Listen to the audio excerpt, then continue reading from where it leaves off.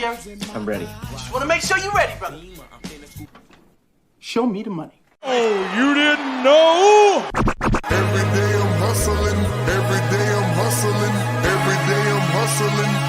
You put my shoes on, you wouldn't last a mile. Summertime, wintertime, I'm on the grind. Yeah, I got the ring, I'm the champ, I'm the genie of the lamp. This is the gift I was given, so I just live by my hustle. Keep it put in my pocket, it don't make sense, but don't make a profit. So I hustle, ladies and homies, make money, money, money, money. Hard out here for a pill. Really tryna get this money for the real. I want to find a thing to save my life, so I hustle.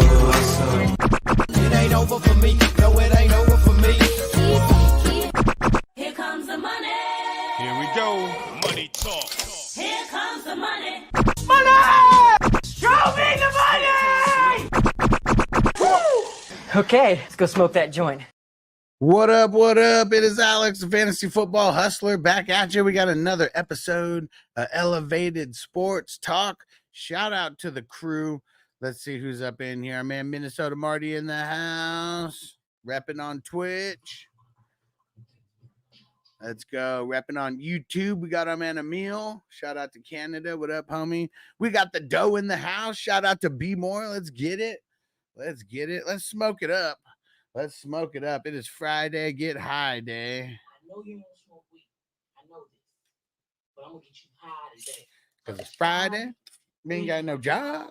And you ain't got shit to do. So, I mean, as far as the news day goes, it's pretty blah. But I always try to get a couple videos. And here's one that you want to be on the lookout for. If you guys watch on YouTube, but you don't watch the YouTube shorts, I'm telling you, are missing out on good content that we're throwing down here on the channel. I'm always finding really dope interviews and getting little pieces of them to just showcase with you guys. And here's a little piece. We got a few Amon Ra videos that are going to be coming. Found some dope clips from his last name, Brown. Your mom's last name, Brown.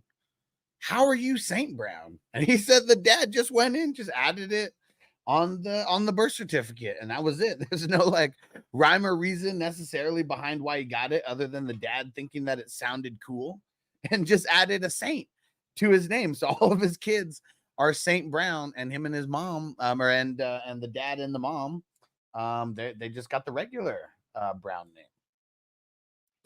What up, Tino? Just showed a little clip from one of Amon Ra's most recent podcasts, talking about his brother, how he got drafted in like the 6th round on day 3, how he had to deal with that. Tina said, bro, I had no idea. He was half German when I seen his mom. It was like an old white lady. Yeah, I mean, they have a pretty interesting background. And he said, like, he was talking about how they just grew up like way different. And yeah, obviously, you know, having a German mom or whatever, you know, it's gonna make a difference. Because he talks about like when they were kids, like they're always going to different places in Europe and traveling the world and all this. And then he's like, but yeah, and then when I ask, you know, some of the guys, you know, on the football team, like, well, you know, you ever been out of Cali? They're like, nah, I haven't even been out of the city. And so they just had like a crazy upbringing compared to a lot of people. Yeah, Tino said dude speaks like 5 languages. Very, very intelligent. Very, very intelligent. He said that when he was younger, like in high school and shit, he was like, I didn't have no classes with any of my football teammates. He was like, because I was in a shitload of AP classes and all this. And so he said that's one of the reasons why he feels like he's a little bit more intelligent, just like the amount of different people that he was around in his whole life. I mean, he said literally in 0 classes with any of his football friends. He was like, man, it was all the nerds that I was hanging out with during class, but it was like those were the guys who were in the same class as me. So, you know, those were the guys who I was hanging out with. And what's his name? Who's the Channing? He asked him He was like, hey, so we hear this word around the grapevine that you're kind of an asshole, you know, when it comes to practice. And he's like, what? He's like, I'm the coolest motherfucker around. It's like, I have fun. And like they looked at him, it's like, it's only a guy who doesn't have fun who has to like yell at you and convince you and say, I have fun. But he was like, why do people think that you're an asshole? Or why would someone, you know, say that you're an asshole? And he was like, man, because he was like, I just don't take no shit when it comes to practice. If it comes to the weight room, like, he's like, if someone tells me, you know, let's go catch some balls after practice, because he said he's still on that catching 201 balls a day or whatever. That's still his workout. 201 balls a day he's going to be catching.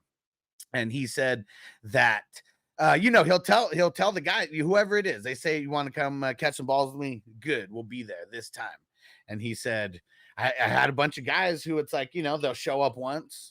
Maybe they'll show up twice and then they're not back at it again.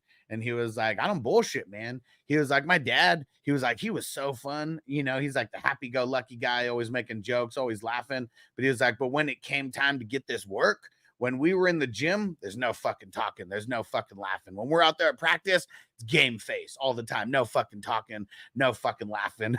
And then Channing, he was like, man, he was like, yeah, you would be an asshole. And but man, he's just serious, man. His pops, he said that him and Aquimius, he said like they would get in trouble if they talked during the gym sessions, you know, like his dad.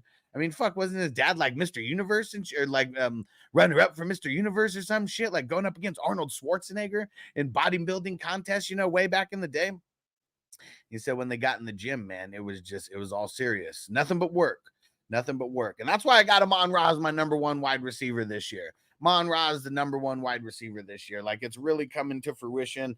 Like, maybe the last couple years, people are like, oh, he's just a fourth rounder, you know, like he's going to come back down to earth. Like, nah, man, he's the man. He's only gotten better every year. Only gotten better every year. What up, Emil? He said Devontae Adams said he wants to get the fuck out of Vegas in the Netflix series Receivers. Yeah, I mean, all of this was last year though. But yeah, I did see that. I did see the little clip. I haven't watched an episode yet. But very, very soon. I mean, why the hell would he want to be in Vegas last year? Jimmy G, Aiden O'Connell. I mean, they were trash. They were trash. So, I mean, can anybody blame him for anything that he was saying?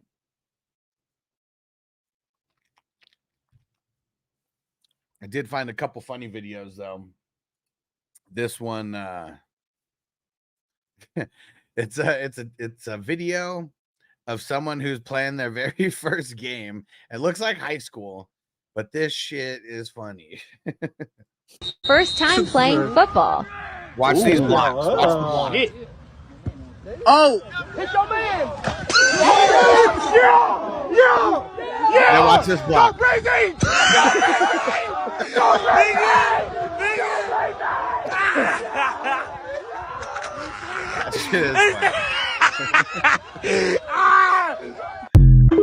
Oh man, that dude got laid out twice, and the second one, I mean, that would definitely look like it was a block in the back or something. Did not look like a legal block, but that shit was funny. He laid that dude out.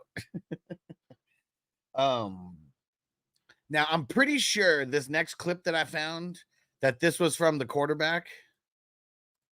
Tina said, oh damn, I missed it. Play it again. Oh, all right. this shit's funny. Watch these blocks. Watch these blocks. It's this kid's first game. It looks like high school. I think it's high school. First time playing football. Ooh. Shit. Oh! Hit your man! Yeah, watch, here comes Go again. crazy! Go I mean, there's no way it wasn't a flag on the second one. It was like we weren't looking at him. But that shit was funny. He fucked that dude up.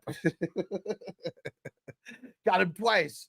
Got him twice on the same play. The first one was hella clean. Second one, though, straight up fucking, straight up tackled his ass. That's funny.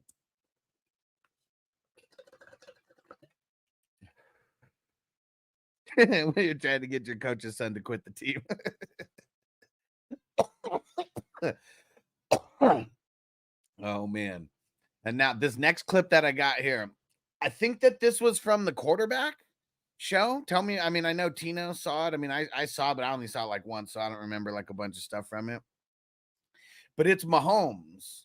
And I want to know if everybody, if you were the defensive lineman, like, well, it's a lot of DLs and LBs in this clip, but look at this. Like, would you be pissed if Mahomes was doing this to you? Good rush, 3-4. Good rush, baby. Yeah. I know you fast. I got it first, though. I know that. I know you gonna hawk me down, though. Good rush, bro. Like, would you get pissed? Good rush, if you were the guy? You're not getting the sack. They got me. Yeah, they got me. Mahomes gets the ball off. Good rush, bro. Good rush. I think it would be hell. I think a lot of guys would get pissed off, man. Like Mahomes just being all nice and cordial, like after you smash the shit out of him, is like, good rush, bro. Good rush. Tino said, be nice, bro. If they want, they can land on you, job security. But that's the thing. It's like, I mean, yeah, you don't want to talk shit. Like, you know, like you're not gonna, I don't know. Mahomes is just like killing him with kindness, though. Like, that's just funny to me because there would be a lot of guys out there talking shit, or maybe you get a cheap shot or whatever, and you're out there talking shit. And he's just talking everyone up. Good rush, bro. Good rush. Good rush. 3-4. Oh, man. Like, there's just like the only bad things that you could say about Mahomes is like his family. Like, I saw a post today where his dad got another DWI, man. Like, what is wrong with Pops? What is wrong with Pops? Like, why can he not get him a driver? Some of these guys are too old school, man. They're too old school. Oh, shit. Tino, find a clip, bro. Find a clip. Because I remember that one. Yeah, Crosby was getting to him, man. Whoo, Crosby was getting to him in that game.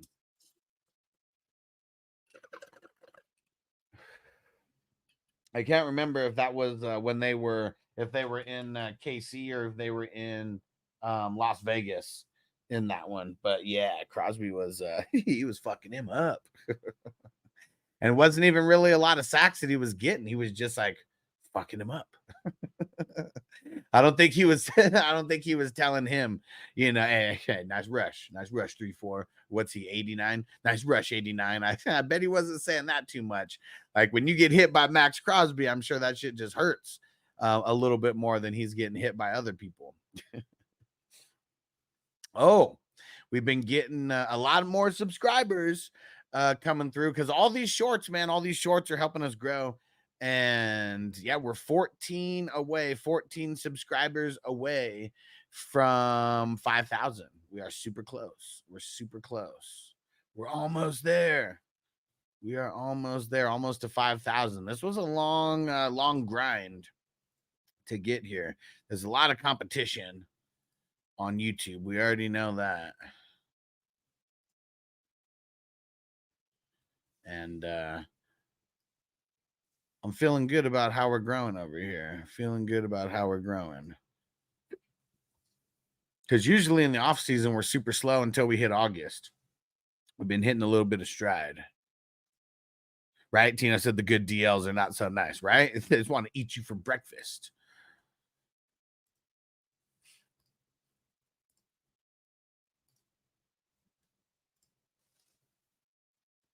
All right.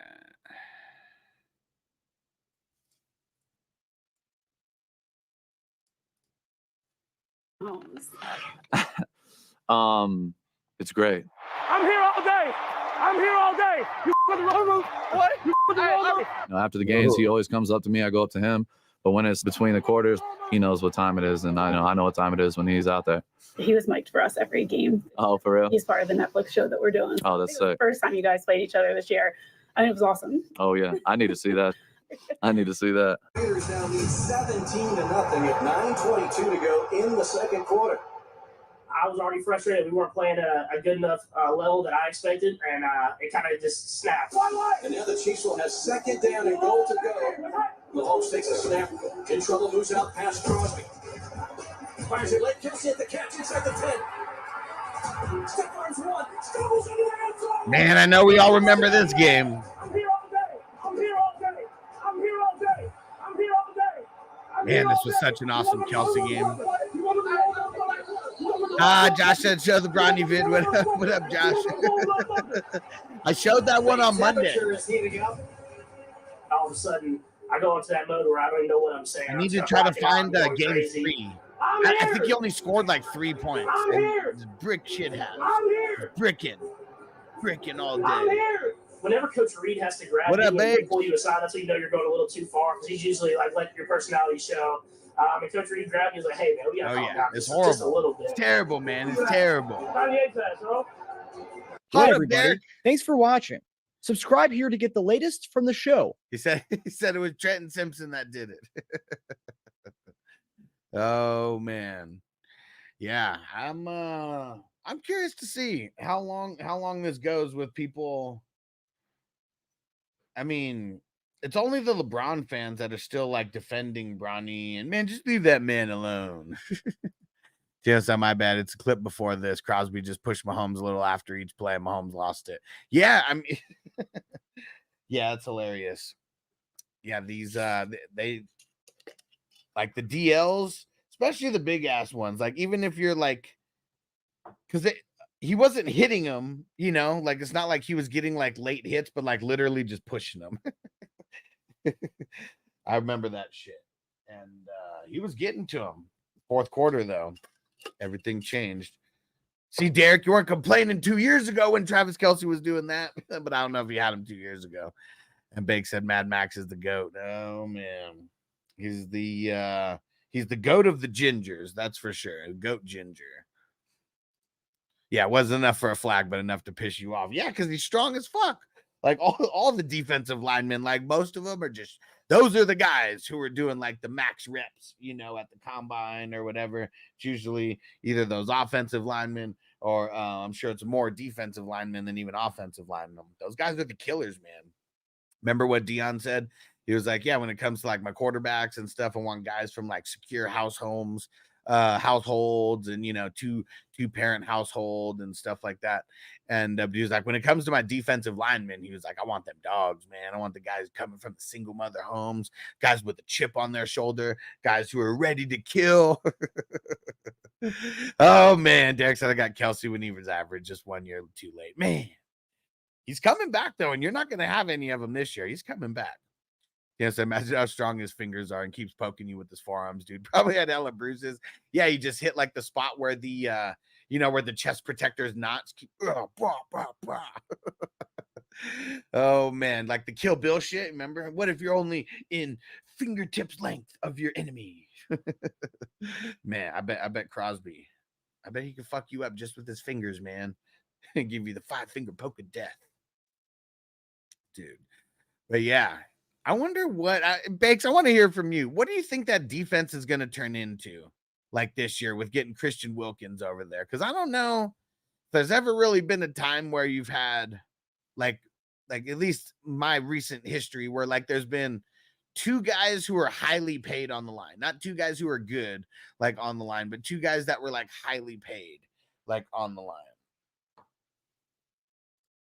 No, I haven't watched it yet, Tino. I've been busy.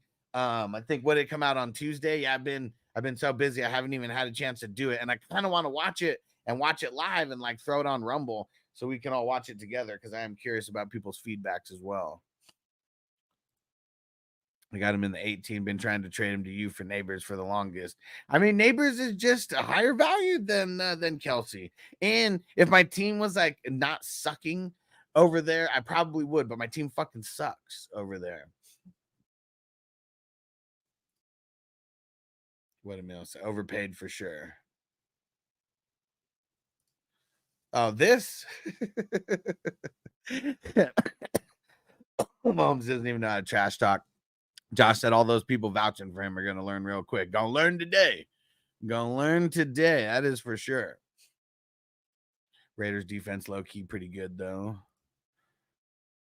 Makes it we were a top 3 to 5 defense by the end of the year. I'm predicting top 3 with Wilkins and Tyree healthy.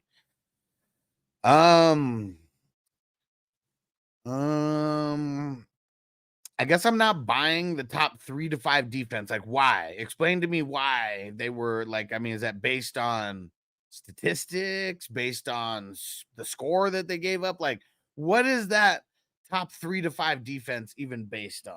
Let me know that, Bakes. I'm going to smoke this bowl and wait for that answer because I'm very curious. I'm very curious. Now, I've started the process of ranking my top 25 IDP. We're getting there. I might be able to record that today and then just drop that. I'm probably just going to record that one, maybe edit it up a little bit. And plus our head coach is fucking Hall of Fame linebacker, defensive minded coach. Yeah. I mean, I understand that. Tell me why they were top 3 to 5 last year. I'm waiting for that. And what Josh say? What are we thinking about Philly D this year? I've got the Pats, Baltimore, Philly on my roster in Dynasty. I mean, Philly lost some pieces, but they gained some pieces as well. I feel like they're going to be very similar to what they were last year, maybe even a little bit better. Yeah, getting Devin White over there, that's really going to help their linebacker core for sure. Then you get Chauncey Gardner back. CJ Gardner-Johnson. Derek said, I feel like the Raiders don't have a good enough secondary. Good pass rush, though. Yeah, I mean, their DBs are very, very suspect. Very, very suspect. Splain and Diablo, I mean, they're solid in the interior. Tina said, damn, I can't find the clip, but I remember last season JJ had a chest injury. Turns out he had a cut inside his lung and started coughing up blood on the sideline. Damn. Yeah, he was back the next week. Yeah, I mean, they don't show a lot of the craziness when it comes to injury, so it is cool to like see this. Like, you definitely make them respect a little bit, give respect for these guys a little bit more, because I know, especially for fantasy football, it's like we almost don't even think of them as humans, you know? And like, I know I do, and I try to have empathy when people get hurt, and I tell people, like, don't take fucking victory laps when people get hurt and shit like that. But yeah, I mean, when a lot of times we're not even, well, I mean, not us, but like a lot of times, like most casual fans, like they're not even watching the games. So like, they are just whatever their stats are. Like, it's like whatever happened during the game almost doesn't even matter half the time. But that's why you guys come here, because we know what happens during these games, and context matters. Context matters. Dude, the Sun God had a torn tricep all season. Damn, he was playing with a torn tricep all year. Damn. Dude, Amon-Ra's a fucking beast. Amon-Ra's a beast. What are we smoking on here? Is this Candy Rain? Candy Rain, what we're smoking on? 25% THC. Josh said, I think the Pats are a top D contender if Judon and Gonzo can stay healthy. Yeah, and I mean, one of the things that I brought up, I think 2 days ago, is that Judon and the Patriots, they are talking about an extension, but apparently they're pretty far apart in the extension numbers. But yeah, I mean, I want to see what Christian Gonzalez can do in a full year, because the way that they were using him kind of as like hybrid safety corner and just like, you know, just different parts of the field, like very, very interesting. Like, I feel like he really could be good for IDP leagues, and you're not going to have to draft him soon. Yeah, I'm curious of how they use him though, because he's not just a traditional cornerback. Like, you can use him in way more ways than you can just use like a just straight up, you know, number one corner. And yeah, what did he play last year? He only played like 4 games, 5 games before he got hurt. But yeah, Patriots, I mean, they're always known for having solid defenses, and a lot of it is because of the defensive line, like guys that we don't even know, but they're like super, super solid. But yeah, interesting.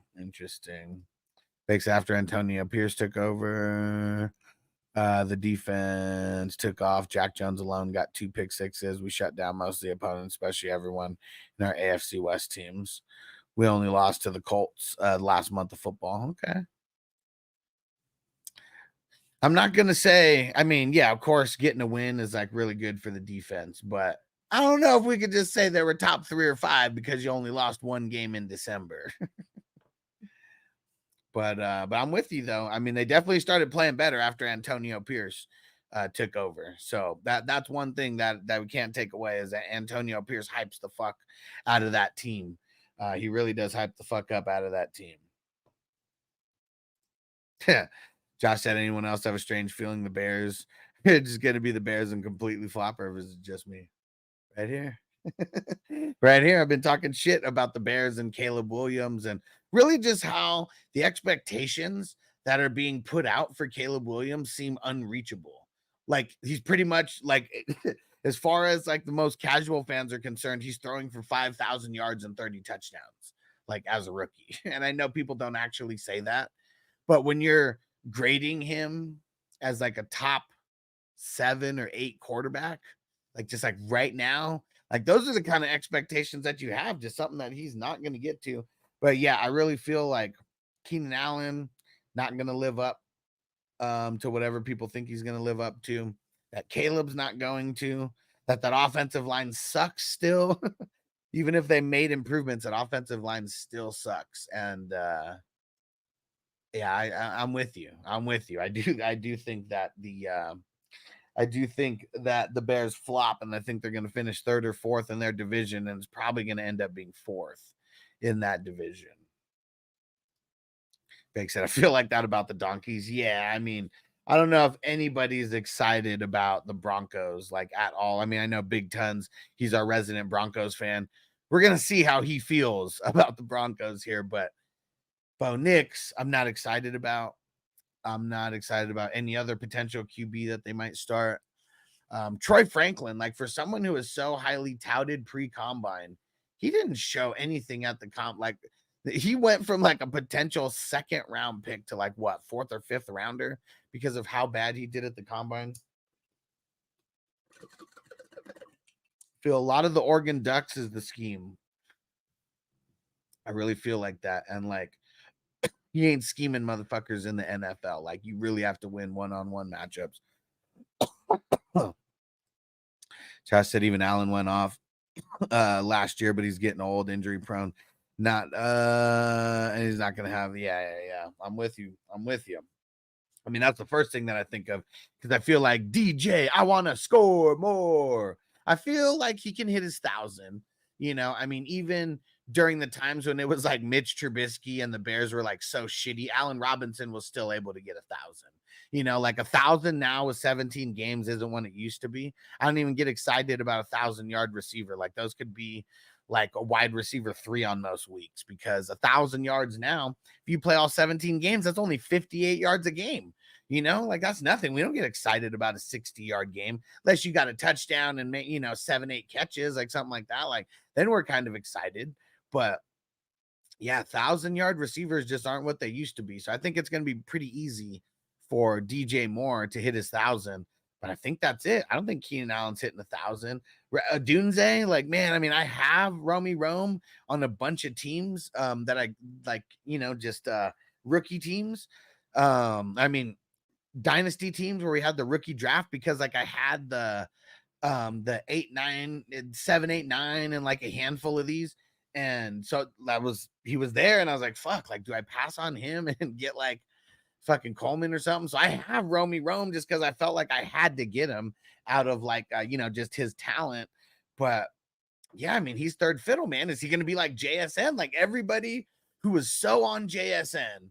And I was like, man, JSN is way too fucking overhyped. And he literally went to one of the worst teams that you can go to get wide receiver production because he's not passing the top 2 guys.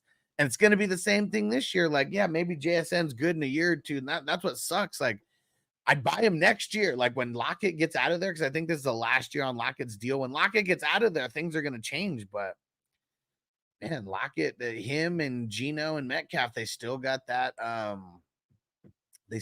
rapport, and they've been playing together for, a few years now. And JSN I'm sure he's going to get a little bit more playing time than he did last year, but man. And seeing Derek said, me and you, Huss, the only ones that feel this way about JSN. Like, man, I got so much hate for talking shit about JSN like when I started like putting my videos like into shorts and stuff. And like one of the clips that I did, it was me saying the wide receiver who I like, the wide receiver who I'm not drafting at all, no matter what. And it has to do with how high he's going, but it's also how bad I think he's going to do in 2023. And it was JSN. I got so much hate for that. So much hate for that. I need to bring that back. I need to go back in TikTok and because I don't know if I have it on YouTube, but I know I could download it from TikTok. I got to go back to a year ago and go find that clip and go see all the comments. Go leave a comment like, "Where you guys at now? Where you guys at now?" Josh said, "I think Rome's the best wide receiver on that team. If they make him the number one, they're going to use the others to complement him. I'd say they have a better chance." I don't agree with that. I just don't agree that he's the best wide receiver on the team right now. I still think DJ Moore is the best wide receiver on this team. Rome, could he leapfrog Keenan Allen? I mean, Keenan Allen's probably going to get hurt. It's probably going to be by default that he leapfrogs Keenan Allen, but I still think he's got to show me something before I can say that he's better than DJ Moore. DJ Moore has been a solid wide receiver in the NFL for years and years now. Yeah, Rome getting like 600 yards. Not a fan of that guy with the Bears. Yeah, real shitty landing spot. Same thing with JSN, the situation, getting 600 yards too. Yep. Mino said he likes Rome. Derek Keenan Allen won't stay healthy. I mean, if you only like someone because someone's not going to stay healthy. And I just said that too. Keenan Allen, like he's probably by default going to jump up to number 2. Rome, that is. But he's still not better than Keenan Allen. Like as of right now. Only reason people could say he's better than Keenan Allen is because Keenan Allen keeps getting hurt. Outside of that, I mean, when healthy, Keenan Allen, some of the best hands in the league, and then one of the best route runners like in the league. So Rome just went to a place that was really bad for a rookie wide receiver to go because he's not going to get an opportunity for 25% target market share. Like it's not going to happen. Not going to happen. Like Neighbors, I mean, shit. I think we would all be pissed if Neighbors had less than a 30% target market share because there's literally nobody over there. It sucks because it's Danny Pesos. Like it's fucking garbage because it's Danny Pesos, but like we would rather have the opportunity. I'm not like either way. It almost doesn't even matter what team they went to. Neighbors, I think, was being looked at as a guy above Rome in most circles, but just pre-draft, just when we're talking combine stuff. But yeah, it is it's ugly, man, for redraft. Yeah, I'm with you, Derek. Yeah, JSN, Rome for redraft. I'm not drafting them at all. There's almost no time. That bakes another Quaalude. You love me in the morning. Josh said, I still have hopes for JSN, one injury away from getting to show how he could be the guy. Yeah, but I mean, it's not. I mean, Tyler Lockett and DK are pretty they are. I mean, I'm not saying like they never get hurt because I don't want anybody to get hurt because of me saying it. Knock on wood. But they've been pretty healthy over the last couple years. Like, so, I mean, yeah, I mean, I feel like most rookies are in a position where they're one injury away. But yeah, I can't bank on it. Like JSN legit might be a free agent by the middle of the season in redraft fantasy leagues with small benches. And like, if with Lockett or DK gets hurt, yeah, then he's going to come into a lot more targets. Once Allen retires, Lockett retires. Yeah, then I'll be on him. So until then, I'm good. Yeah, I mean, it sucks. Like, how many times are we targeting a wide receiver 3, like, on a team? And we're like, yeah, this guy's about to fucking kill it. Like, even Tyler Boyd, like, he might have been one of the most sought after, like, wide receiver 3s for a while. And we're not drafting him with any kind of, urgency. Like, we're not putting him into our lineup without any type of urgency unless like one of the wide receivers were hurt, in front of him. So, I mean, it just, it sucks. What up, Bones? He said, do a live best ball draft. So, today we are not doing a best ball draft. It seemed like Friday has been like a tougher day to fill up. I mean, if people are down with it, I'm always down to get another draft going. Tino said Rome and Marvin Harrison Jr., the next JJ and Chase. I mean, they're not. I mean, Marvin Harrison Jr. maybe. I'm just not going to give it to Rome, though. Like, not because of where he's at. Like, I'm not even talking about talent, just because of where he's at. And speaking of JJ and Chase, you hear JJ saying he loves Ohio. I bet. Yep. Derek said we're on the same page with this. If Rome and JSN were on another team, I'd feel different. Yeah. And I mean, we talked about it like from the beginning that just really bad spots for the opportunity that they're going to get. What up, Chance? He said neighbors had no QB whatsoever to help them. I'm an LSU alum, and I think BTJ landed in a good spot. Who's BTJ? Tino? Who's BTJ? Oh, Brian Thomas Jr. Yeah, I think I might be a little bit higher on Brian Thomas Jr. than some. Because I said I liked his landing spot too. And not a lot of people do. A lot of people think that Trevor's trash. Draft him really high in order to get him. Yeah, it sucks. Bakes, I wonder what Keenan Allen's ADP is right now in best ball. Let me go pull up like the mock drafts. Let me just try that.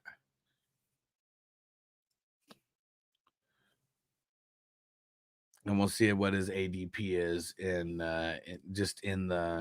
sleeper in general. 104. So what round is that? Like 8th round? Yep. 8th round, mid 8th round ADP. So some teams, I mean, some leagues, maybe that's not even a starter. Maybe that's a bench player. And Josh said I only play Dynasty mostly. I'm speaking from that point of view. Yeah, I mean, I play. I mean, shit, I'm in like 30, almost 30 Dynasty leagues, and so we all play both. We all play both, but I think we're all kind of getting in. I think we're all kind of getting in redraft mode right now as well. Yeah, and I'm with you, Chance. I do like the landing spot for Brian Thomas Jr. for sure. Big said Caleb wanted Rome like Stroud wanted Dell. Yeah. Opinion on Ladd. I don't like that I have to draft him so high. Like, I mean, when I speak on these guys, I'm mostly speaking from, a fantasy football standpoint. And, man, Ladd just makes me nervous. He really does because he's going so high. And as much as we want him to be the number one wide receiver, does he even have the makeup or the build, to be like a number one wide receiver? Like, he really feels like a Cole Beasley like type of guy to me. And I mean, 6 foot. So he's not, I mean, that's still small, but it's not, it's not 5'10", 5'9". I know we're getting a lot of those guys. I feel like that's what he's going to, I feel like he's going to be like a Cole Beasley, like when it's kind of all said and done. And even though, see, like there is going to be competition for targets because like, even if people consider him the best on the team, like if you consider him the best on the team, that means he's going to be going up against the number one cornerbacks like in the leagues. And that's going to be a lot of pressure like as well. And Herbert spreads the ball. Like Herbert doesn't force feed anybody. He makes the smart read. And maybe that's different this year because maybe the lack of wide receiver and pass catcher, and I mean, the running game probably not as good. I mean, maybe he has to, make different reads, but that's kind of why I don't like Ladd. Bake said, bro, it could be your second flex. Great value on Keenan. But let's see who are other guys who are going in that same range.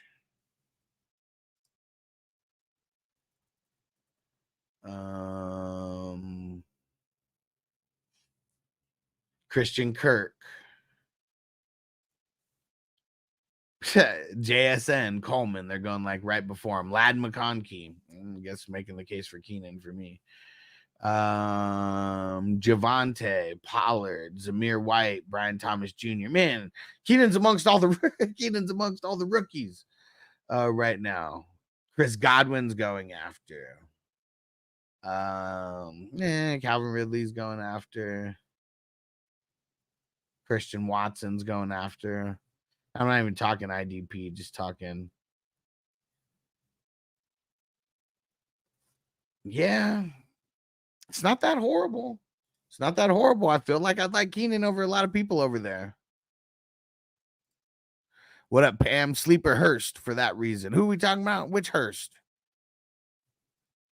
You know, said Lad runs impeccable routes. He'll play in the slot a lot. And see, but yeah, and if you're playing in the slot, you're not the number one wide receiver like on your team. So I mean, that's what I mean. Like if he's a slot guy, like a Cole Beasley, you know, type of guy, that's not gonna be the number one wide receiver on the Chargers. Like the slot guy is never gonna be the number one wide receiver. It just doesn't happen that way. Size is a factor, in my opinion.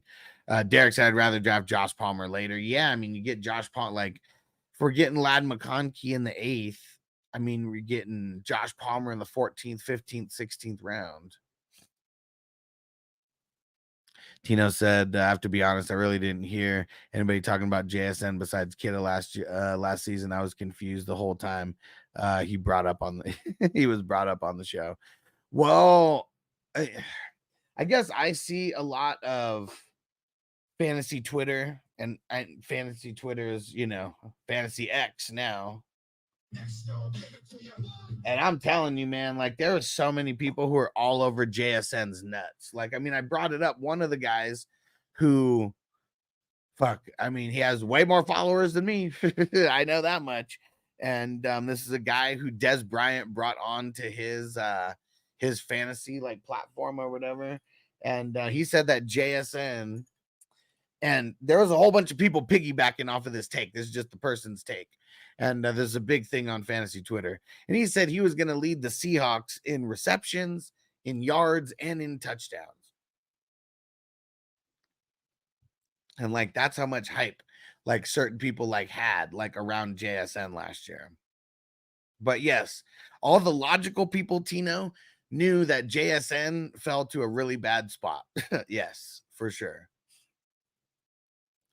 So if I remember correctly, Seahawks grabbed JSN when everyone thought Flowers was better. I mean, you're the college guy. I mean, you know, even last year, like I wasn't like this year, I probably got on talking about like, you know, potential rookies and rookies a little bit earlier than I did last year. JSN was all the hype last year. Like going into the draft for like the fantasy community, like JSN was all like, he was the guy who was the most hyped. So where does Lockett go when Pops is in the draft? It's funny because K2 Chris, he grabbed Lockett in the 10th. I mean, no, in the 11th. And he was like, there you go. Got him before Crispy could get him. Because Crispy's got so much Lockett in this in the best ball tournament. I swear he has him in so many of these. If Lockett somehow goes off, and specifically in the 17th round, like that could be a move that makes Crispy win. Tino said I was shocked because they didn't need one. They still, yeah, I wonder why. Like, I mean, we never really know the logic behind like drafting a wide receiver with your first round pick when you already have 2, but maybe they just thought Lockett's old. He's gonna get hurt or something. Big said I'd take Zamir over him. I feel like a lot of people would, and ADP wise, I think Zamir was, where was he? I think he was very close.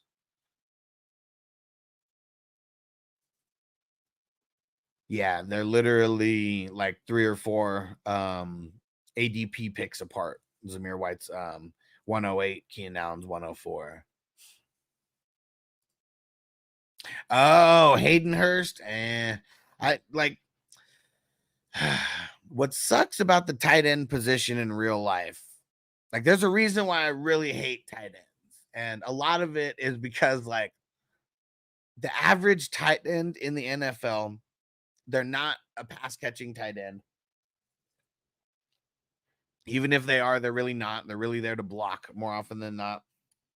Average tight end stat line, 2 to 4 catches and 15 to 35 yards. Like that's what sucks about these tight ends. And if there's if a tight end is between 2 and 4 receptions and between 15 and 35 yards, like on a normal basis, Like I just can't mess with them. Like it is one of the reasons why I add the tight end premium to the leagues that I'm in.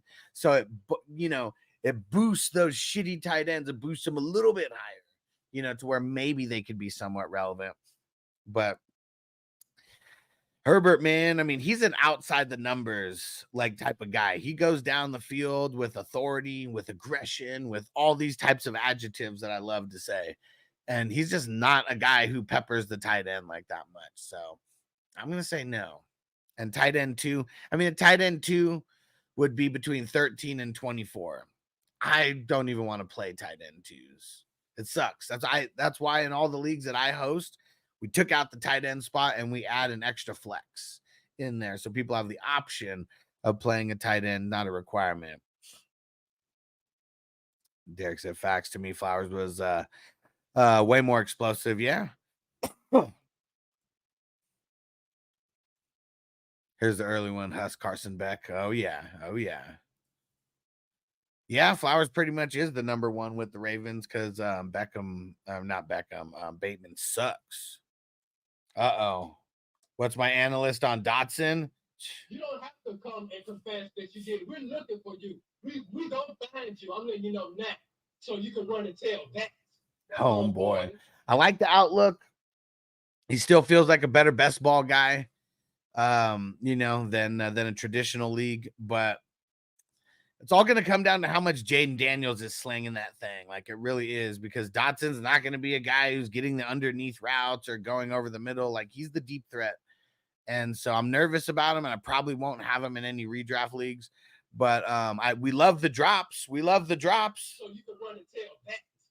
Homeboy. What up, Gary? He said, who's your top 8 rookies?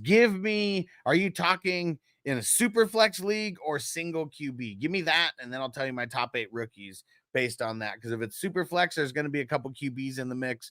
If we're not talking super flex, I don't think any QBs would be in the mix. Derek said, JSN reminds me of Jerry Jeudy, man. Jerry Jeudy was so hyped and then just so cursed with shitty QBs. So cursed with shitty QBs. Because if I was a team owner, first question I'd ask my executives, how many fantasy football Super Bowls you win? Said, let me see your Yahoo rankings. If you can't do it on the digital gridiron, you can't do it on the real gridiron, homie.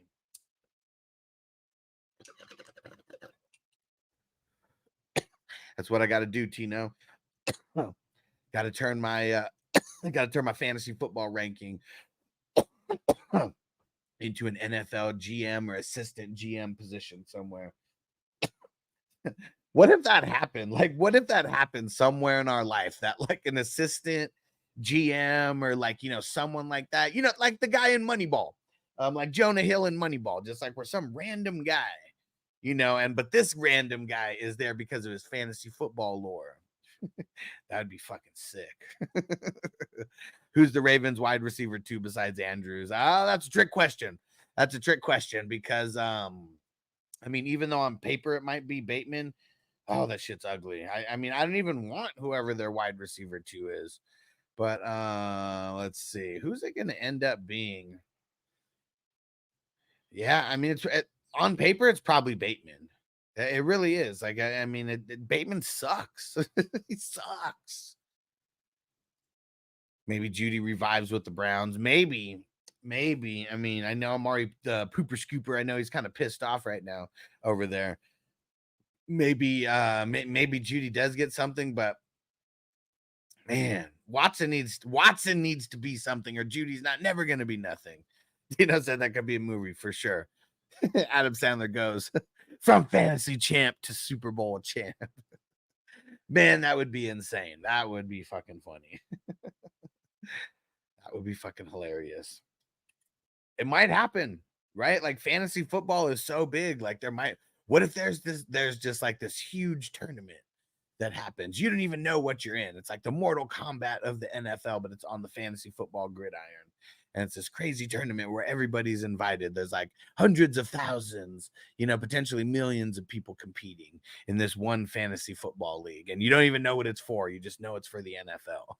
And it's on the NFL fantasy app. So you like, So you have to deal with the shitty circumstances of the NFL fantasy app like at the same time. You don't even know what this league is for. It was a free league that got put in, and there's going to be one person who ends up winning this entire thing, and then they end up getting a job with the worst organization in the NFL. Who would that be?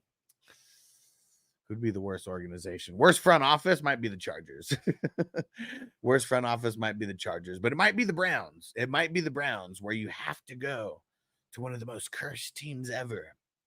And you go over to the Browns, and you're the assistant to the assistant general manager. And you have to move your way up. Just, okay, let me write this out. There's a good writing prompt. Man, because this does sound like it could be some shit out of a movie, man, like we've seen in the past. Ooh, Emil said Giants have the worst front office. Man, they probably do. They probably do, but they also have 2 Super Bowls this decade, or this century. You know, so worst front office or not, like there's a lot worse teams out there than the Giants.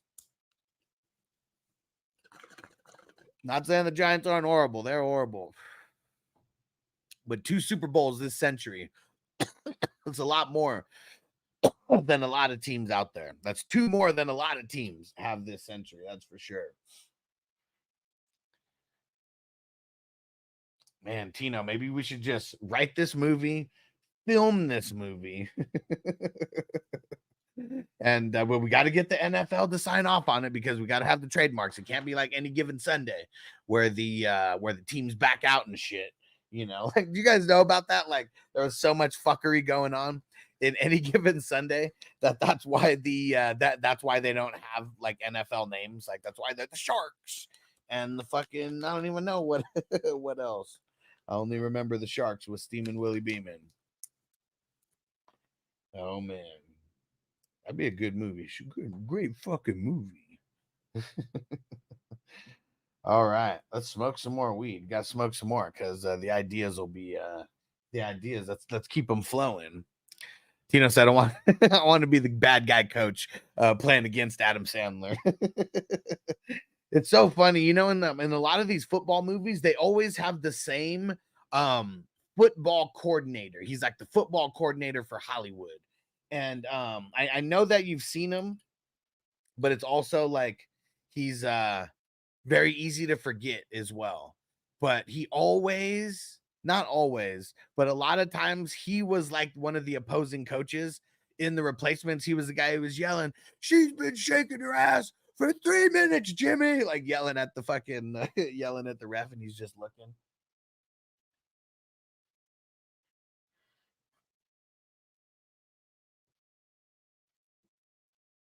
Jeez. The Florida judge ruled that star Tyreek Hill is the father of yet another child. He fathered 5 children so far in 2024, and his wife is pregnant. She has 12 children total. Man, Tyreek Hill is trying to break. He might have already broke it. He what the fuck is his name? Why can I not think of his name? Who was the Chargers cornerback who had like 10 kids in 1 year? Damn it. Who was that? Why can I not? Antonio Cromartie. Oh, man. And Tim, sorry, Tim, I had to take a P test. I'll be back. Oh, man. He said, I studied. Don't worry. All right. Good. Yeah, man. Tyreek, 5 kids so far in 2024. We're only in the 7th month. Jeez. He's having a kid every single month. Dude, what the hell? How many kids does Tyreek Hill have?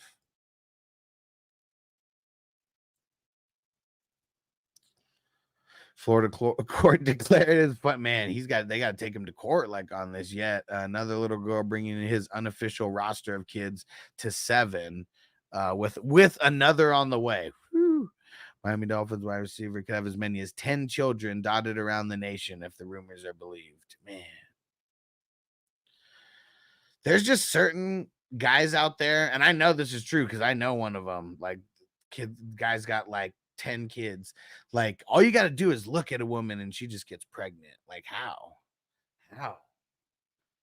Antonio Cromartie had a vasectomy and had 3 kids after having a vasectomy. Like, damn. Who's Travis Henry? Who's Travis Henry?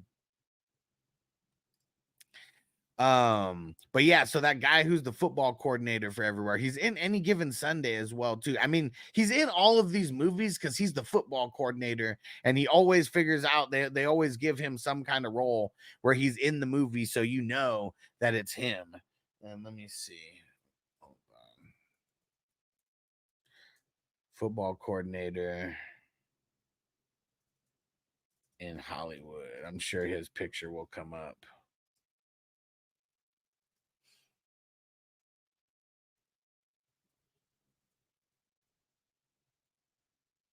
Nope, they're showing like real teams. All right, let's see. Football coordinator, The Replacements movie.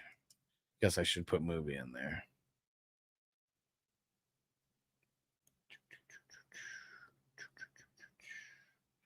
Nope, just a bunch of pictures from The Replacements.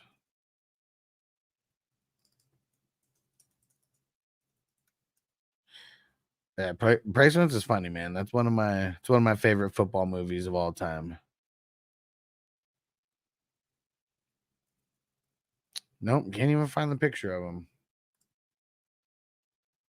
Travis Henry played for the Bills. Okay, has a lot of kids too. Damn, played for the Broncos and the Bills.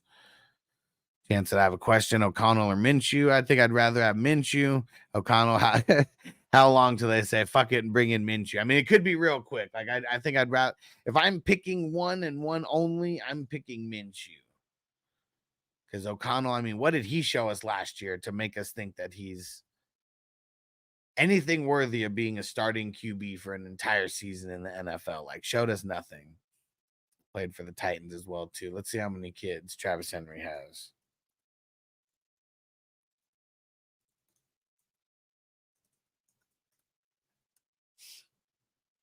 At least 11 children by 10 different women. One of those women having twins. That's the only reason why he doesn't have 11 different babies' mamas, because one of them had twins. Man.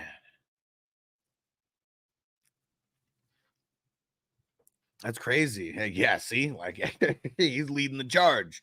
He's leading the charge. Let's see. Let's see how many kids does Antonio Cromartie have?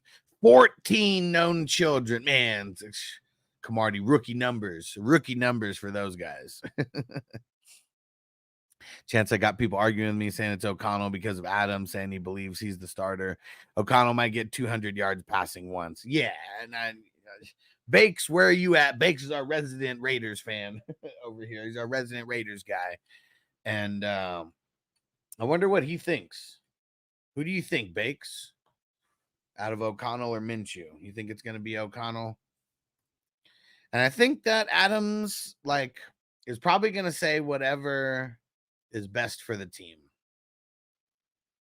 Like, unless he's like, I don't know. See, I didn't see the show Receiver. It probably has something to do with the show Receiver.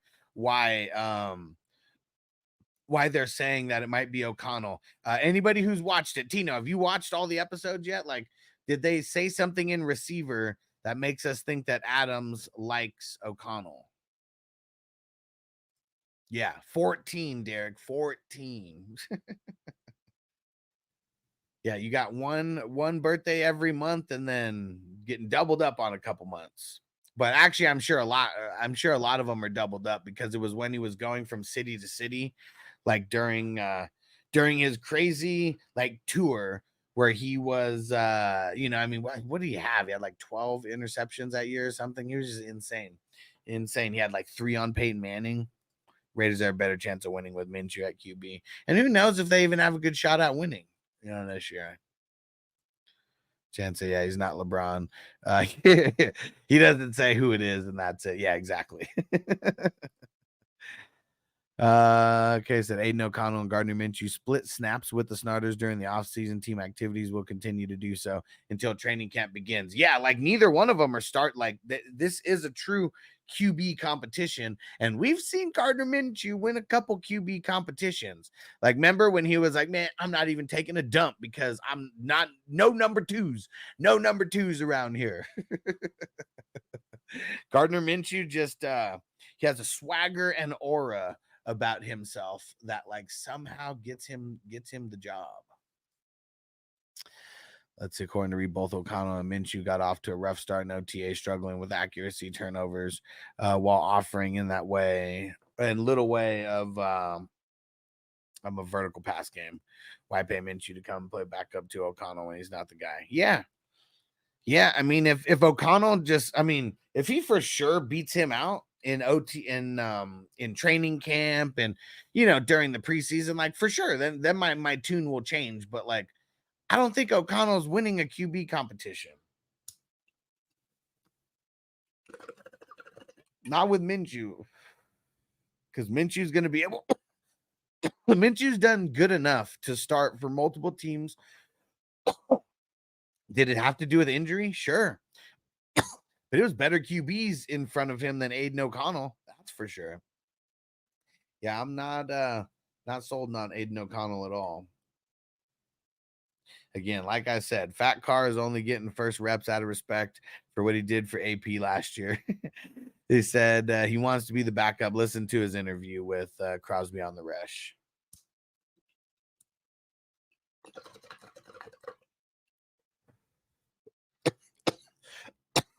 The guard dog gonna take the team over.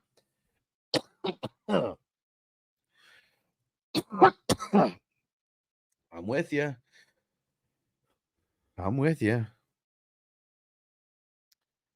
Woo. That was a good ball. What do you guys think? Should I do another division for the IDP divisional depth chart breakdown? Let's see. What have we done so far? We've done the NFC East, the NFC West, the AFC South, AFC North, and AFC West. What do you guys think? Should we knock out another division right now? Probably only take 20 to 25 minutes.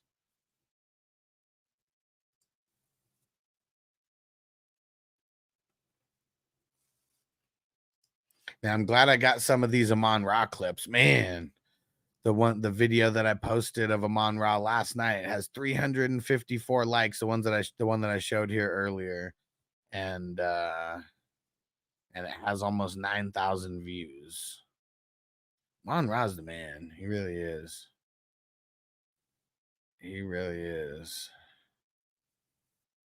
And the Antonio Brown clips, like, they just keep getting more and more people. Damn, the Antonio Brown clip that I posted last night, I pretty much posted them back to back. It has 9,500 views. And we got 19 subscribers from it. It has a lot less likes, and I'm sure it has dislikes in there because Amon-Ra, the likes on his were 98.6% on that video, and then the one on Tyreek Hill, there's 94.7, and Amon-Ra's got like 90 more likes. People love to shit on Antonio Brown. It's funny. The comments are fucking golden off of some of these videos. Chance, who's your fantasy sleeper this year if you had to name an early one? Curtis Samuel. That's someone who you can get for free. You might even be able to pick him up as a what's it called? As an undrafted free agent in some of these leagues. But yeah, Curtis Samuel is my deep sleeper. And Bake said, which division? Well, I'm asking what division you guys think I should do. So I've done AFC. The only one we haven't done in the AFC is the AFC West. And then the ones that we haven't done in the NFC are the NFC North and South. So it'd be one of those three divisions. JPZ in the house. What up, bro? Let's smoke it up. Chance of where will Fournette end up? And does it really matter? I don't think it really matters. I think he's a shell of himself. I said potentially KC. potentially with the Chargers, especially like the type of running backs that they're throwing together. It could be real ugly over there for the Chargers, but I don't know if it really matters. It's been a few years since Fournette's been decent enough to start. You got to go back to, was it when he was on the Bucks when he had 50 plus targets and a crazy amount of catches. Big said Joe Brady loves Samuel. I'm predicting a Debo role from this year. I mean, that'd be nice. I mean, I don't know how much rush he's going to get, but yeah, I mean, when you look at the way that Curtis Samuel's been used from a lot of his career, like kind of in a Debo light like type of role, right? I mean, you look at him getting rushing touchdowns in the red zone, the real short, over the middle passes in the red zone. They have a lot of rapport when it comes to the Titans, I believe. Okay, I'm big on Shakir. Should I be? I feel like it's real easy to be big on a lot of the Bills pass catchers because there's so few. I guess I'm just not big on Shakir. But you get him super late, so I mean, it's not like you have to draft him early or anything. So he's definitely worth a dart throw. I think Shakir is going in front of Curtis Samuel in a lot of these drafts. But Curtis Samuel is always someone who kind of prevails, and not a lot of I mean, is Shakir experienced as much as Curtis Samuel? Like, no, Curtis Samuel is literally the most experienced wide receiver that they have in their core right now, and it's not even close because they don't got no Diggs no more. But yeah, Curtis Samuel, that's just a super deep sleeper. Like when I think of sleeper, I'm not trying to give someone in the first 10 rounds, I really don't want to give anybody who's in the top 120 ADP because that would be 10 rounds. But it just depends on who you're talking to on who's considered a sleeper.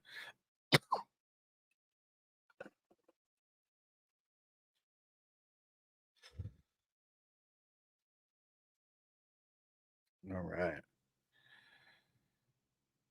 So yeah, any thoughts, guys? What do you think? What division? What division should we do? Can do the AFC East.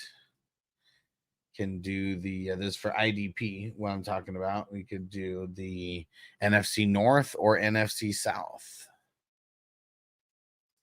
Coleman, Shakir, Samuel, Kincaid, Cook. Seems like a lot of targets will be spread out. Yeah, I don't think that Josh Allen is going to force feed anyone unless it ends up being unless the cream really starts to rise to the top with one of them. All right, Bake said AFC. We've already done AFC North. Yeah, I mean, we could do NFC North.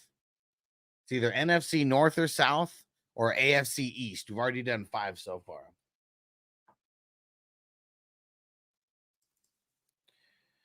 Ryan, so which side do you prefer? Hurts, Brees, Kamara, Lamar, Saquon, Metcalf.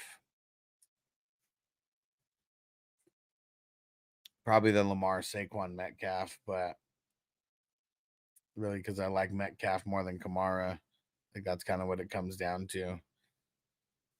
But I wouldn't even be making a trade like that. I really wouldn't. All right, NFC North. Let's get it.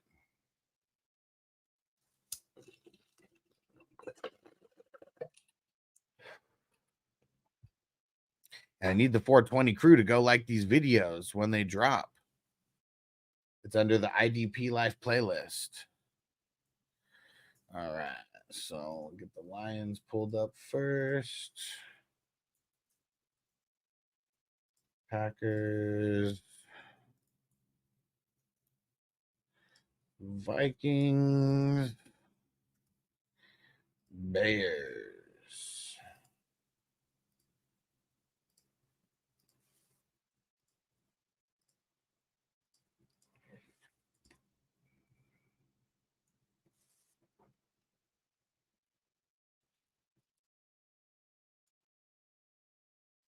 All right, let me get the screen added.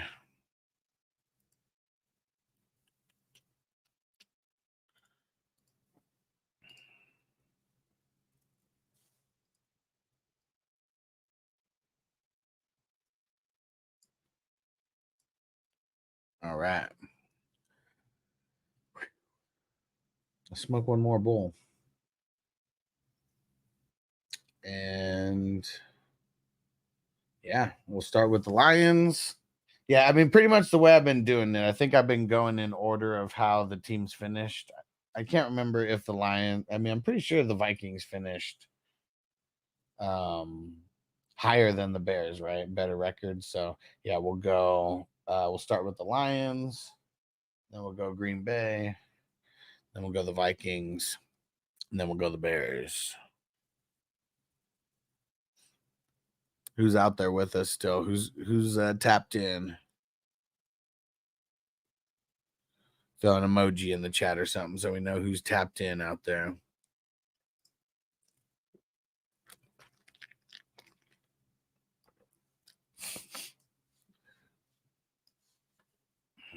Move this over here.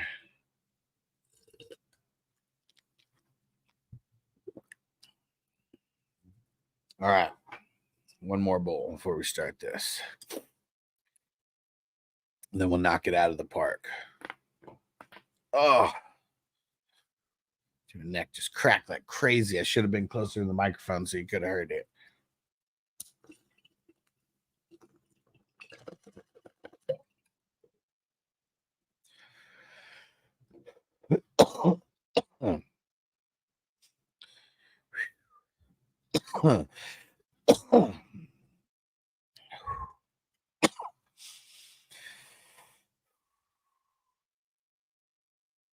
Dude, I totally forgot about Carlton Davis coming over here. That's going to be a huge bump to the I'm going to say that again, but I'm just looking in the background. Texas TV saying not nothing, knocking nothing out of the park. Get ready, motherfucker. Get ready. I'll show you.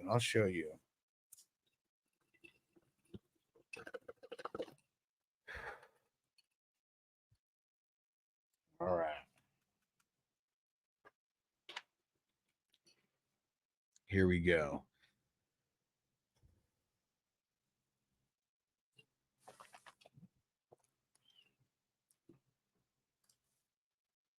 What up? What up? It is Alex, the Fantasy Football Hustler. We're bringing you more IDP content. We are covering the NFC North with this IDP video. And we're doing our IDP divisional depth chart breakdown. Let's get it. We're starting off with the Lions here. I always go through each positional group. We'll start with the defensive line. Aiden Hutchinson, one of the guys who you got to draft super early. For that reason, I almost am probably avoiding him because you have to draft him so high. But if you can get him at a little bit of a value, I mean, we love it. He's only been going up and up and up every single year. We could have a third-year breakout.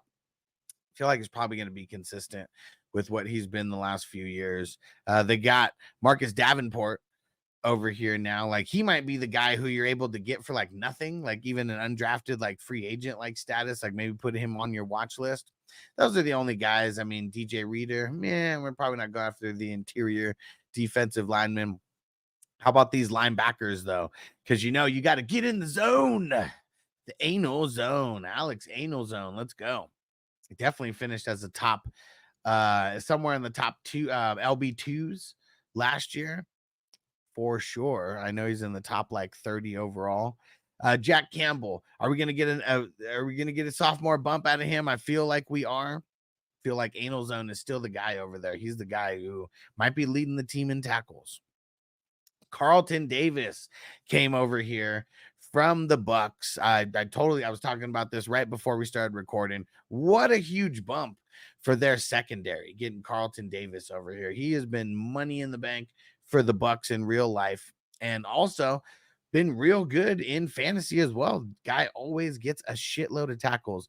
Brian Branch, though, he's going to be the guy who is going to be highly sought after from the DB spots. He's their strong safety, and he's money in the bank. Oh, yeah. Kirby Joseph. I think a lot of people forget about Kirby Joseph. He's someone you can get a lot cheaper, and he gets a bunch of tackles. I mean, the Lions were scoring so much that teams had to throw on them a bunch, and for that reason, Kirby Joseph was pretty valuable. The other two QBs, Terrion Arnold, we'll see. Amik Robertson, that's their nickelback. Probably not targeting either one of these guys in any drafts, but The nickelbacks are guys who we like to target, especially on defenses that get thrown on a lot, and the Lions get thrown on a lot. So I'd maybe put Amik Robertson on your watch list. And that's all I got to say about that. All right, there we go. Lions knocked out. And Texan Stevie, even with your troll jobbing, doesn't matter. We're still gonna knock it out. Big said Taron Arnold is gonna be way better than Branch, in my opinion. Branch will have more tackles, but Arnold will have more INTs, I feel. Yeah, but in IDP 1, 2, 3, we want the guy who has more tackles. Like, unless you're putting up like, I don't know, 10 INTs. Like, if you're not getting a shitload of tackles, like, you're probably not saying he's not going to be a rosterable guy, but probably not a guy who we're going to be starting with any kind of consistency. We want the tackles, man. The tackles are where the points are. Guys aren't getting, one interception like every single day, every single game, and even if they did, that's only 6 points. We do get points for the returns, but I mean, to get 6 points for Brian Branch, I mean, that's 3 solos. That's 3 solos. That's nothing.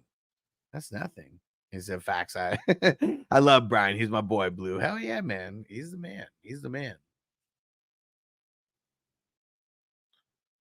Because yeah, as far as it's gonna be Carlton Davis who's gonna have more tackles, I'm sure. He said, I'm in best ball mentality. I like those INTs. Yeah, I mean, a couple big games. I mean, shit, like that's really what you want, right? Guys who have the super big play factor. I mean, when it comes to the redraft, and even though we're not drafting, my mind is already in redraft mode.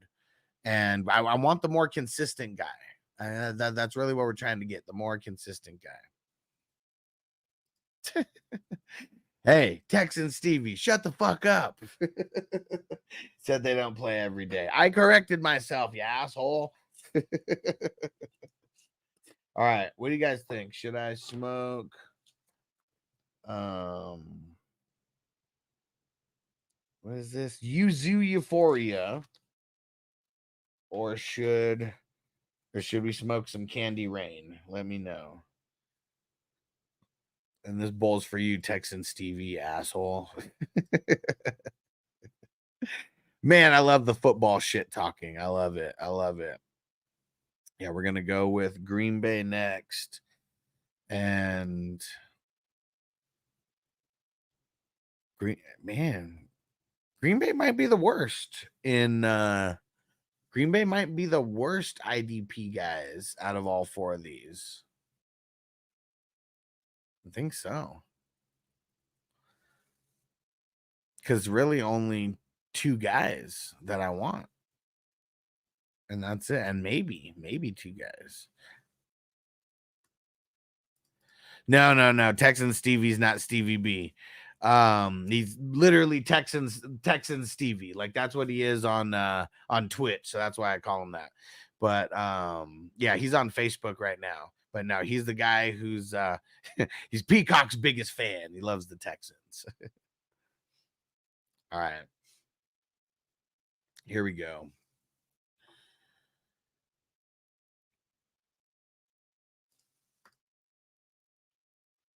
All right, let's get over to the Packers here. And I was talking about it right before we started filming this. This might be the worst team for IDPs in this division. Throw it in the comments wherever you guys are. Who is the worst team do you consider, like the team with like the least amount of IDPs that we want to roster?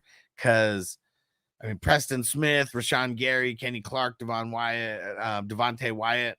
I don't know if I really want to target like any of those guys. Like, maybe Preston Smith would be the guy out of all of those that I would target if I was going to target one of them, but I kind of don't want it.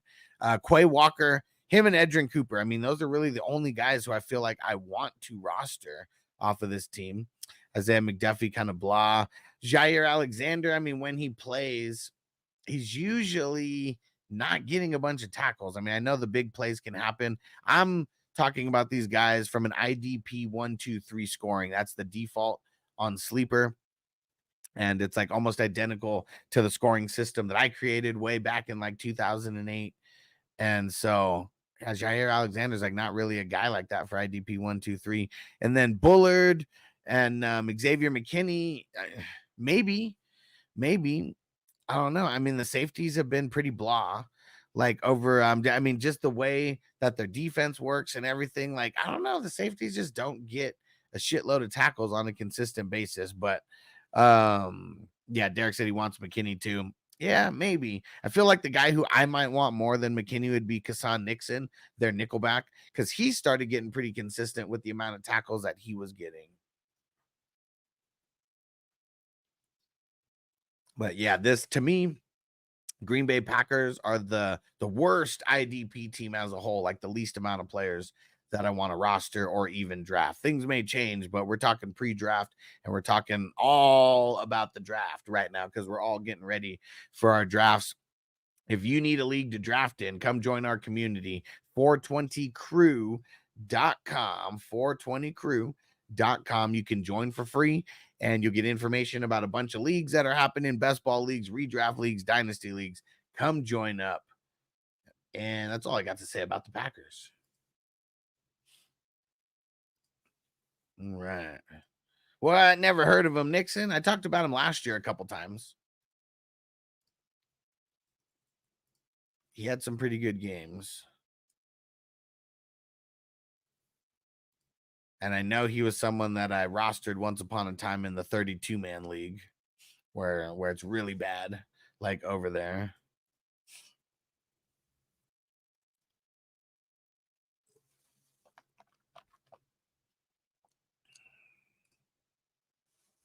Hell yeah. He said, oh shit, we're the .com now, moving on up. Man, that .com was a lot. It costs a lot. That's for sure. We're definitely moving on up. 420crew.com. That was the most expensive. I'm assuming that's the most expensive domain that I'll ever buy. It was like 3 G's. McKinney had 265 points last year, which is really good. Yeah. It's okay. He was also on like one of the worst teams, like offensively, like last year. So I feel like no, I believe it. Kendricks got hurt like last year. But yeah, that was I mean, he's on one of the worst offensive teams like last year. He's going to be going to a team that now has a pretty good offense whose safety positions, I mean, they just haven't produced. Like, look at some of the guys they've had over the last, like, I don't know, 5, 6, 7 years. Like, they're not doing it.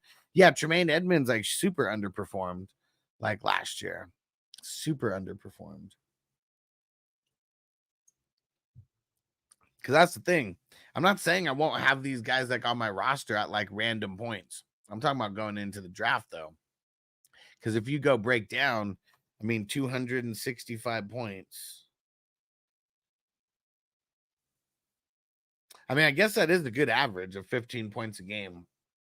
But I know that he wasn't consistent with 15 points a game. More than Duggar. Yeah, I mean, and Duggar, he was one of those guys last year. He was like better for best ball than for redraft. Because I don't think he was getting drafted so high last year that I didn't really have him in redraft. Like, that's what it is. It's all based on the value. Like, yeah, maybe McKinney, maybe he's a guy because he's not shit. I don't even know if he's being drafted in the best ball. I'm pretty sure he is. All right. There we go. Let's get over to the Vikings.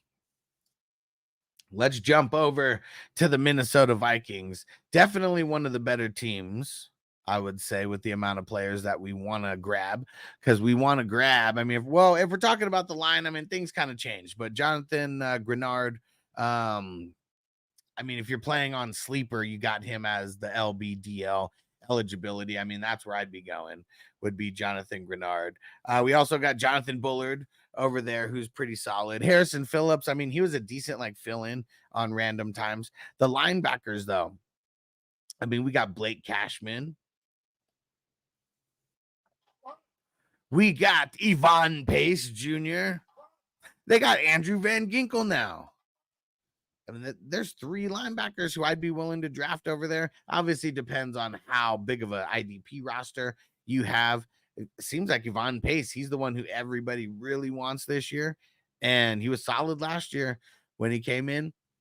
The DBs though, they got a lot of DBs who are worth picking up over here. Harrison Smith, I mean, he's been worth rostering for a long time, but now you got Cam Bynum and Josh Metellus. So Cam Bynum, he's the free safety over there. Josh Metellus, he's their nickelback, and I know that he's kind of like the hybrid, like cornerback, safety, like he gets thrown all over the field. But Cam Bynum and Metellus, like those are probably the most sought after guys now on this defense because they get a shitload of tackles. Byron Murphy Jr., that is a huge upgrade in real life. Might be good for fantasy. I mean, he was always getting a bunch of tackles when he was with the Arizona Cardinals. The front 7, I don't think it's, even though it's going to be good for fantasy, I feel like it's taken a step back, in real life, losing a guy like Daniil Hunter, some of the other guys that they lost. But yeah, Cam Bynum, Metellus, those are going to be the guys I feel are drafted the highest on this team. And those are the guys who I'd be the most stoked to grab, even if you do have to pay up. But Blake Cashman, him and Andrew Van Ginkel, they're going to be very, very cheap in the grand scheme of things. And those would be the guys you want, some sleepers right there. Yvonne Pace, I don't know if he's going in sleeper range, but if he's still a sleeper in some of your leagues, like people don't know who the hell he is, he's a solid interior linebacker. Killed it last year, and I feel like he's only going to keep raising in value. And that's all I got to say about the Vikings. Yeah, definitely, Derek. Minnesota has the most players defensive-wise. Yeah, because, I mean, 3 linebackers, well, 4 linebackers if we're considering Grenard a linebacker. I guess I'm just in the sleeper mode where he's in at the LB, and I just think of him that way. And but yeah, Harrison Smith, Bynum, Metellus. I mean, shit, there's more than half this starting lineup. I'm down to roster in fantasy for sure. All right.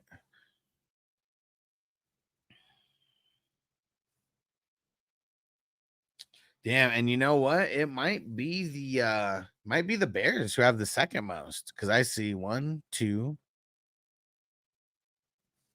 3, 4, 5, 6. I see 6 players on these starters, and one of them is not even Tremaine Edmonds. One of them's not even Tremaine Edmonds or Jack Sanborn. Yeah, Grenard most def. Hell yeah. And you get him so late, it's just like it's good money in the bank. And JPZ said the candy apple a little bit earlier. So, let's do what we came here to do. Smoke weed every day. Let's get it.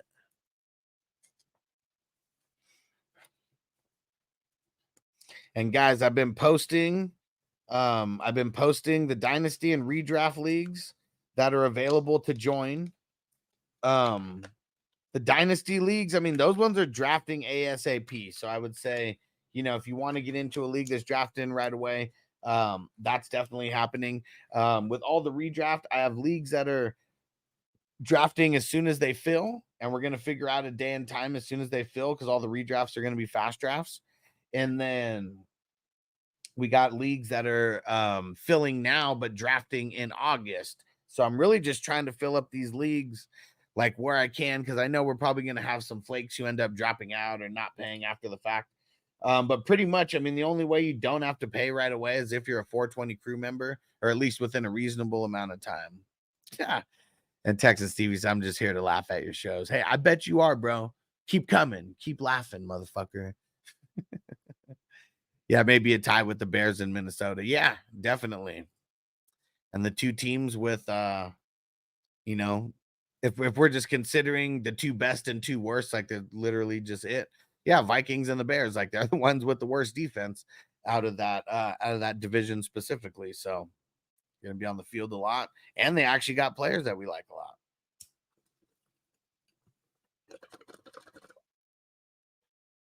Yeah, because I'm not super excited about a bunch of Lions players or a bunch of Green Bay Brandon, what up? Said, hey, time for a bowlie right there with you. Let's get it. Let's get it.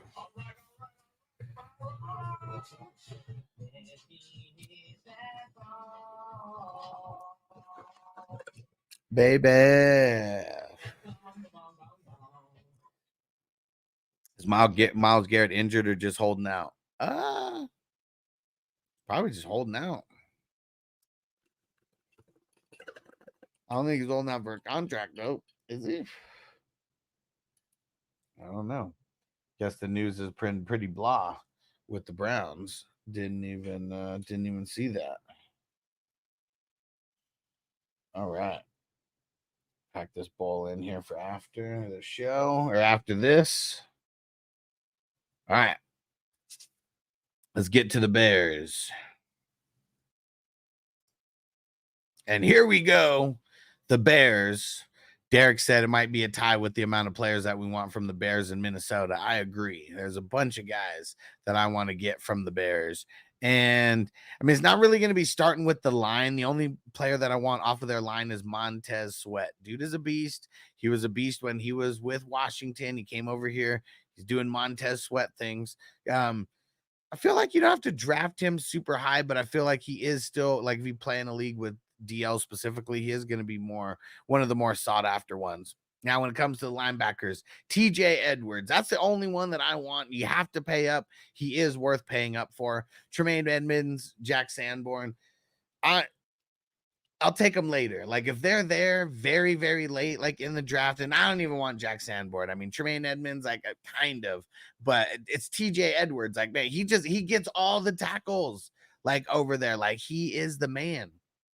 But when you get past the linebackers, though, that's where they got a lot of money. They may have one of the best DB sets out of all of NFL in real life and in fantasy, because we want Quan Brisker. That's their strong safety. He's the man. Shitload of tackles. Kevin Byard. I mean, he's been doing it for years and years and years. He gets a lot of INTs. He gets a lot of tackles. Tyreek Stevenson got the bag. He gets a shitload of tackles. And then how about Kyler Gordon? I mean, someone we've been talking about for a while, ever since he was a rookie, been killing it ever since he was a rookie. And now he's over there as their nickelback. A lot of tackles. Really, any of those four guys, I'm down to roster, and you get them all hella late. So, like, we want defensive players that are on suspect offenses. And even if people think that the Bears offense is going to step up, it's still not going to be a premier offense in the NFL. Not yet. These DBs, they're going to get a lot of tackles. Jalen Johnson, he's probably going to get a lot of tackles too. I'm just more excited for the other four than him. All right. Well, there you have it. I mentioned it a little bit earlier in the show. I'm going to mention it again. Come join our fantasy community. There's lots of reasons why you would join the fantasy community. One of them is because you want to get into leagues. We got a bunch of leagues: Dynasty, Best Ball, Redraft, Vampire, Force Trade leagues, 3 QB leagues, just insane amount. Auction draft leagues. We got, if you have a podcast, we have a Battle of the Brands league, $55 entry. 14 teams, 14 podcasts are going to be competing against each other. Maybe you want to get some advice during a draft. All of this started for me as a fantasy advice service. 420crew.com. Go look at all the tiers, and you can even join for free. You're not going to get as much access as you will being a paid member. But if you are a paid member, you also get shouted out as a producer of the show. Shout out to all of our 420 Crew Patreon members, the All Access members, the Elite members, the Superstar members, the Ultimate members. I appreciate you guys. Join as a Superstar member or higher, and you're going to get mentioned with all the producers of the show every single show. Appreciate you guys. If it's your first time here, hit that subscribe button, and we'll see you next time. All right, and we're still here. Texas Stevie said, I'm going to avoid the advice. Man, what are you playing? One IDP league anyways? Trust me, you avoid the advice, you're going to be shooting yourself in the foot, bro. We're still here, Derek. We're still here. That was just for That was just for the video that I'm gonna upload. Nope, I'm just good at what I do. I'm just good at what I do. We're still here. We're still here. Smoke weed every day. Yeah, baby. Got to start a little fuck. Yeah, let's back to down. Woo! It's a great one. Fooled me. Let's go.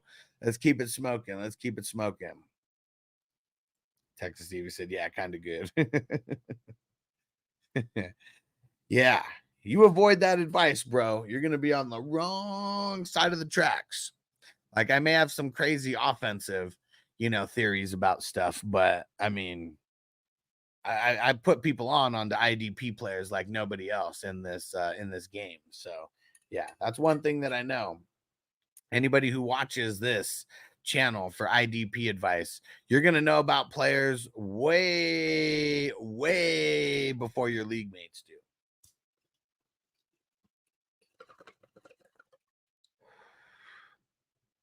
Because look at all those guys. How many people could honestly tell me in your IDP leagues that all four of Quan Brisker, Kevin Byard, Tyreek Stevenson, Kyler Gordon, like how many people could tell me all four of those guys are getting drafted in all your IDP leagues? Like all of them are going to have very similar production with the possibility of being like a DB2 on any game. All right. What else? What else? All right. So we got through that. I'm getting pretty close. I'm getting pretty close to my list, my IDP list. I'm going to do a top 25 video. I've got it nailed down. I've got it nailed down to about 30 guys right now.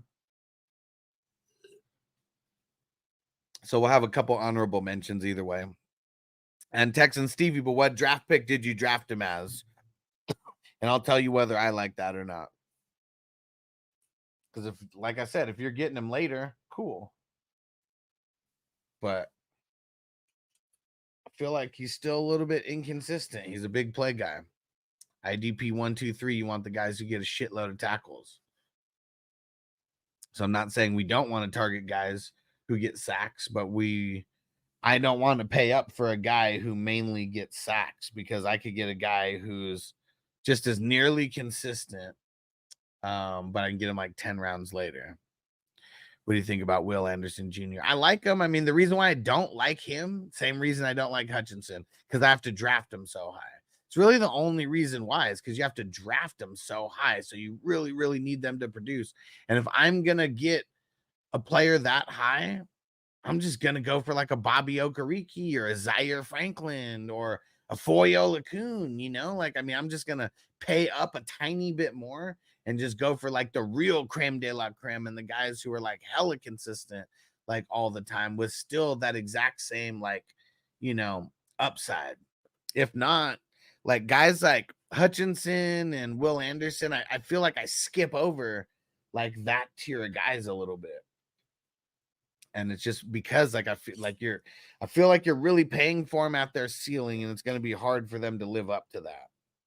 And there's always a lot of random defensive linemen who end up coming available. So I mean, I know Dynasty's different, and I know what you're talking about. You're talking specifically on a Dynasty league for sure.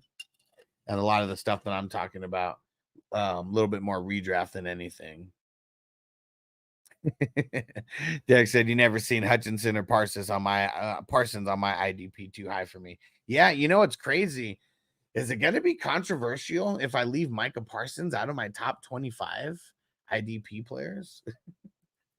Because I feel like I don't want him so much, but like I'm looking at all the other players that are like there. And like Parsons doesn't get a lot of tackles. Like he really doesn't. And because I'm talking from every single position, we're talking defensive linemen, linebackers, and DBs. Like you wouldn't be outside the top 25, like defensive linemen, or outside the top 25 LBs if I'm only talking one position specifically.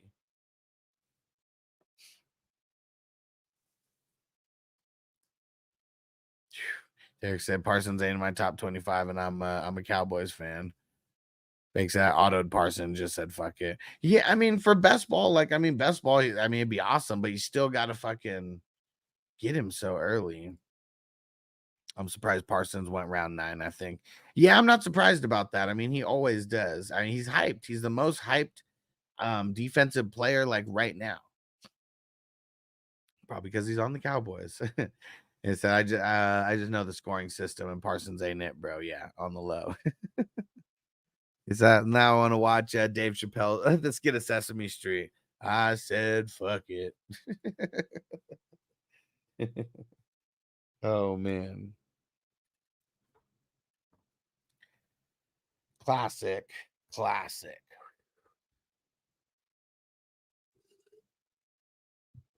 Damn. Derek's not telling any lies. He said Parsons is JSN for IDP. Damn. What a statement. What a statement.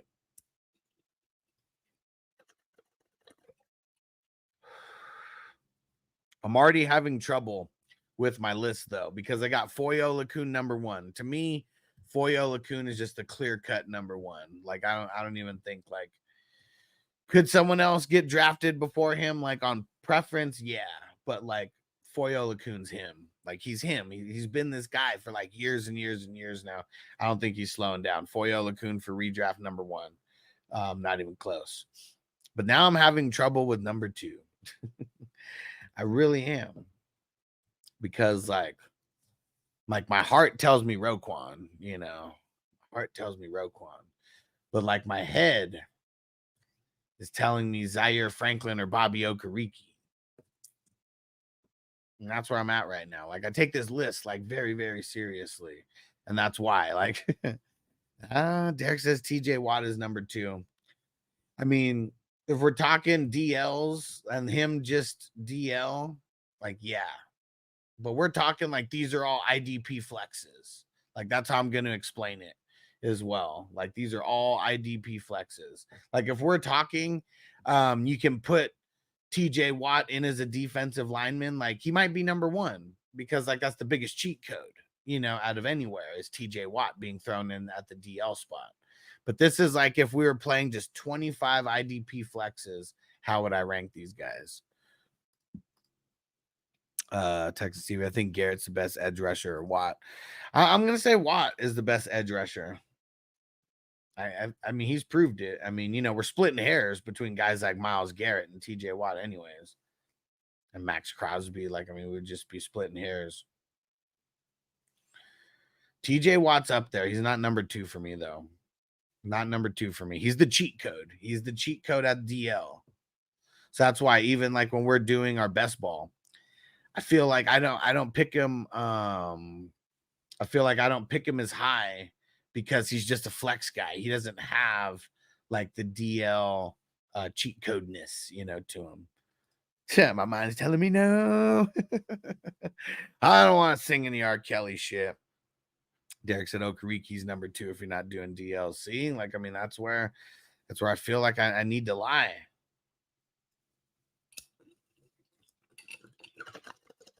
Zaire Franklin's also him, though. Zaire Franklin is him.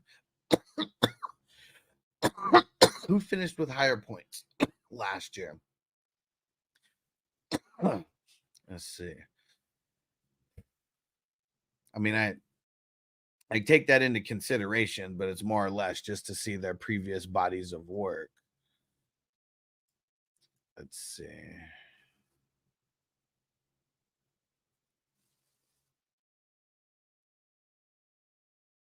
Yeah, maybe not. Zaire Franklin finished a little bit lower. Yeah, see, Bernard's another guy who's like up there, like in my eyes. I mean, TJ Watt did kill it last year.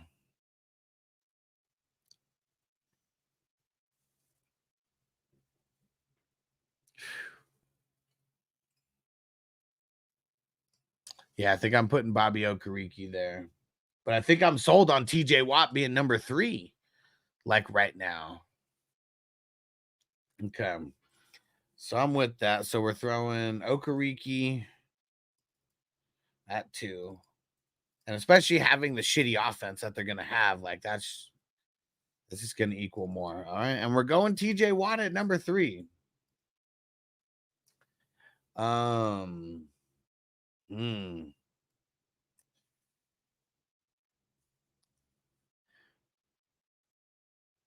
I think I'm going Terrell Bernard at number 4. I mean, Terrell Bernard's him. And then we're going Roquan at number 5. I'm going TJ Edwards at number 6. I'm going Antoine Winfield at number 7. We're going Zaire Franklin at number 8. Bobby Wagner at 9. And Fred Warner at 10. All right, there's my top 10. Derek, so I'll go Bernard at number 4 too. Like, yeah, especially when it starts getting down to like them getting cold. Like, there's going to be teams that are going to be trying to grind it out against the Bills. And like Terrell Bernard, he's a fucking savage. He's a savage. He deserves it. All right, he said, now that is a list. There we go. So Olakun, this is my top 10. Olakun, Okereke, TJ Watt, Terrell Bernard, Roquan, TJ Edwards, Antoine Winfield. That's the only non-linebacker to crack the top 10 for me. Antoine Winfield, Zaire Franklin, Bobby Wagner, Fred Warner. Fred Warner, he stepped his way up. He's stepped his way up to the top 10 because I was hating on him last year. I think I had him at like 13 or something, and I was like, he still hasn't proved that he could be a top 12 guy to me, like, consistently. And it's because he doesn't get a lot of tackles. I put him in coverage a lot, and but last year the things changed around. Derek said, great list, Huss. Appreciate you. We got more to do. I mean, fuck. I mean, that's the top 10. I mean, the 11 through 25 is going to be hard. Bake said Bernard over Roquan. Blasphemy. Man, I feel like Roquan took a little bit of a step back, and a lot of it had to do with Patrick Queen, for sure. And they're literally back-to-back. Roquan's still top 5. Like I told you, my heart was telling me put him at number 2. Like I told, like this is a list from my brain, not from my heart. And Terrell Bernard is him, man. Like he really is. Like the thing that I feel like sucks about Roquan is he plays on a way better defense now than he did when he was with the Bears. Like the Bears defense was not good when he was there. Like he was that ultra super shiny, so shiny. But over here, I mean, he's still the best guy on this defense, like by far. But there's just a lot more better good pieces than on the Bears, and so he's not getting as many tackles as he used to get. And Trenton Simpson, unless Trenton Simpson completely sucks, that is going to eat into Roquan a tiny little bit, like no matter what. And either way, they're literally back to back, the number 4 and number 5. And you can tell, like Roquan, like he might be number 1. Like to me, like with who I like personally, if I'm choosing from my heart, because ever since Roquan came on the field as a rookie, like the only year that he had that I was like, I kind of wish I didn't have him this year, was his sophomore season. And it was still good by like sophomore IDP player standards. Like it was still like amazing. Like Roquan's been in the fucking league since he's been 20 years old, killing it. But he's got to prove it. You want to get back to number 1? You want to get back to number 2? We prove it on the gridiron. And so, yeah, I'm putting Terrell Bernard above Roquan, making my line in the sand. And either way, still top 5. And TJ Edwards right below that. Like I almost feel like TJ Edwards could even out jump Roquan. Really, because like Tremaine Edmonds and Jack Sanborn And Derek said earlier, Sanborn's trash. He really is. Like, I mean, he was a victim of opportunity and why he did good for those couple games, you know. And then you Jack Sanborn was so good that you pay TJ Edwards and fucking Tremaine Edmonds like buku dollars to come in. I did not say that Trenton Simpson was better than Roquan. I said that Trenton Simpson, unless he sucks, he's going to eat into Roquan's numbers a little bit. That's what I said. That's what I said. He is not better than, I mean, Roquan's his big bro. No, Trenton Simpson, we're driving the hype train for Trenton Simpson, but I mean, you're not going to hear me talking about him when we actually get to this top 25, you know, video. And Queen's not better than him either. I didn't say Queen was better than Roquan. I said because Queen's so good, he ate into Roquan's numbers, and he did for sure. He said, bro, Roquan's been elite forever. How dare you put him behind that jabroni? Terrell Bernard is not a jabroni. He is not a jabroni. Like, Terrell Bernard is beyond on the come up at this point. Like, he deserves to be ranked this high. He does. He does. Let's see what Roquan's numbers were last year. You know what? I can't even look. I got to go to Pro Football Reference. I can't even look on Sleeper because they don't have the fucking solos and the assisted tackles listed out. They just have total tackles, and I hate that.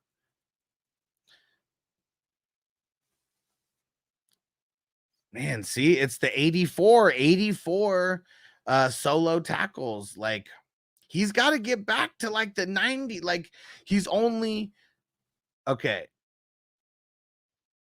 Like 2022, he has 103 solos. That's combined between the two games, or between the two teams.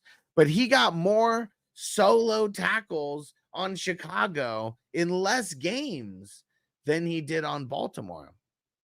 And then you look like, I mean, 2021 and 2020, 95 solos, 98 solos. I mean, he's getting a shitload of assisted tackles, like, either way. So, like, that's happening. It's the solos. And then he gets hurt in 2019. I mean, that was his rookie or his sophomore year where he got hurt.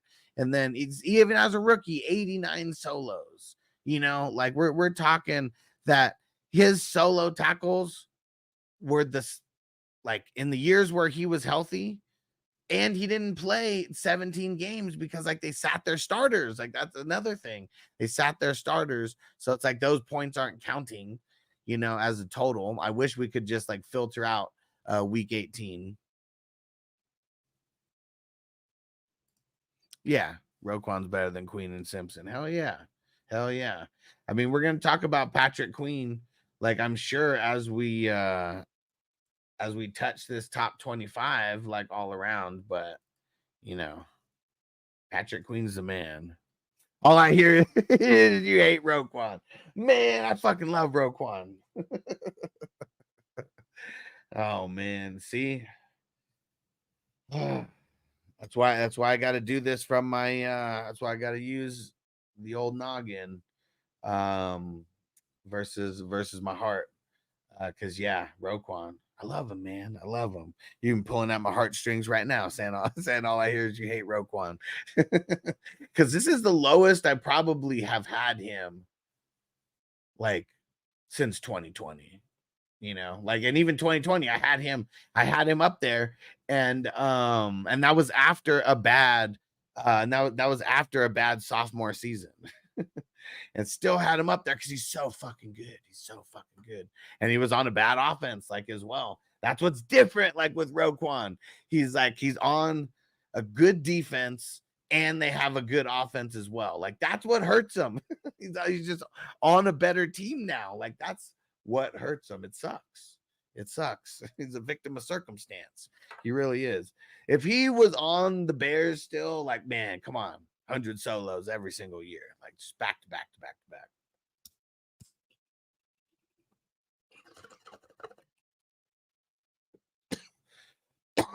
to back. 74 assisted tackles. Most assisted tackles of his career. Only 5 QB hits. Only 5 tackle for losses. 8 passes defended. Yeah, see, they throw him in coverage a lot. He needs to be rushing the QB more and just getting behind the line of scrimmage more.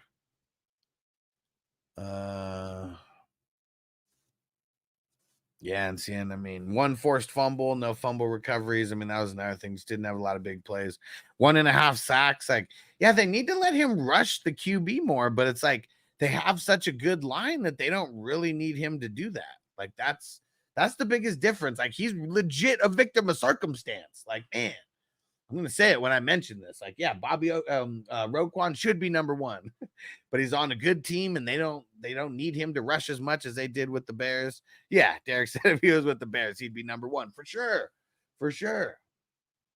I mean, that's why I'm saying, like, almost, man, I think I am gonna do it. Like TJ Edwards, I think I am bumping TJ Edwards above Roquan. It's like, as we're talking right now, it's not. I mean, I love Roquan. But like TJ Edwards, I mean, he's just gonna have more tackles, is what it's gonna come down to, I'm sure. Man, I'm doing it. I'm doing it. This hurts. This hurts. To me, Roquan is the 6th best linebacker in fantasy football. I did it. I did it. Oh, man, I did it. It was rough. That was hard. That was a hard move. Roquan's number 6. And it's because he's a victim of circumstance. Like, Roquan is the victim here. He's the victim. Said, yeah, because Queen was a beast. Trenton isn't going to produce that Queen. Year 1, Roquan's going to eat more than last year. Top 3, in my opinion. Bumping him down. Bumping him down. That's hard. That one's hard. It's hard, man. It's hard. It's tugging right here at my heartstrings.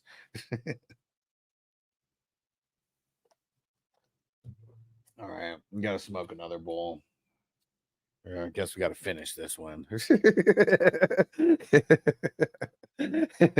He is the victim, and that's how I'm going to play this. Like, Roquan's going to be the victim in all of this. He's getting pushed and pushed down to number 6 because he's on a good team.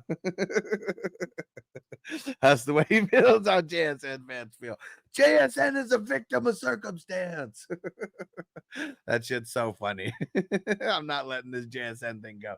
That's fucking hilarious. That's hilarious. Man, and Micah Parsons being the JSN of IDP. Oh man. Whoo. I'll give you credit for that, Derek, but we're definitely gonna have to mention that. That shit's funny. Prime time. What up, bro? Doing good. We're talking about, I'm creating the beginning of my top 25 IDP ranked players, regardless of position. And we already had movement inside the top 6. I've got my top 10 locked in. I feel like I'm not changing the top 10, like the top 10 staying. But man, could some pieces move up and down? You know, could some pieces move up and down? I mean, I've already had my number 5 and 6. I already swapped them. I already swapped them. And it is the truth, man. That shit's funny. As a Jets fan, I better see Brees in the top 10. He said, and Garrett Wilson in the top 20. So for IDP players, I didn't create my top. I didn't create my top 25, but for offense. But you know what? That is a good exercise, and I think we'll get that going as well.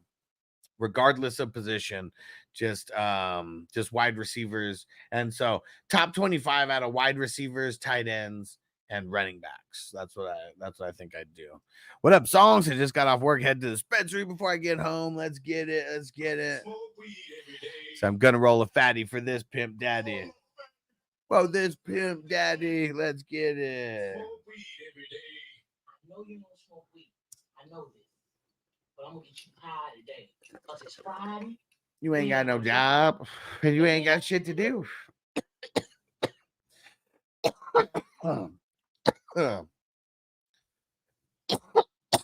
Woo! All right. So now what I got to do, I think I got to go get some clips of some of these guys. Because I know while I'm talking, I can throw like some clips up on the screen. have some B-roll action going to those guys. I'll be talking about some of these guys, and then talking about some of them, have some stats, show up on the screen. They said, just a victim of circumstance. I still belong. Don't get me wrong. I just want you to speak your mind. Just not on my time. I don't care anymore. This is my life. Where is that from? What is that from? Or is that just off the top of your dome right now? It's funny. Where's that from?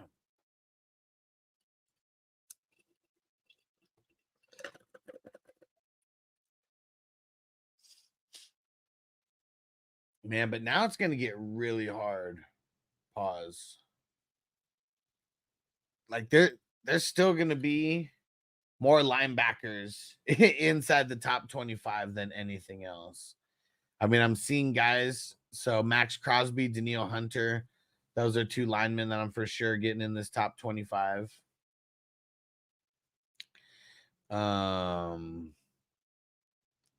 Jesse Bates, Cam Bynum, medalists. Those will be guys who will be in the top 25. But that's crazy. Like there's not going to be that many DBs, not going to be that many DLs who get in top 25. Oh, Josh Hines Allen. That's funny. That's where maybe that's why he changed it to Josh Hines Allen, just so he's not known as like the Black Josh Allen anymore. But yeah, he's definitely going to be in the top 25. But then the rest are going to be linebackers. And I feel like, man, it's going to be tough. At certain spots, it's going to be real tough. Yeah, let me see. Let me kind of organize these guys by position right now.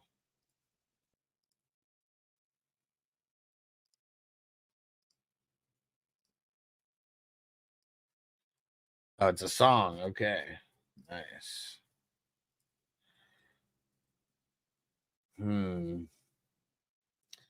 Derwin James. I wonder if he belongs to be in the top 25 anymore. I feel like because of the Chargers offense definitely taking a step back like this year.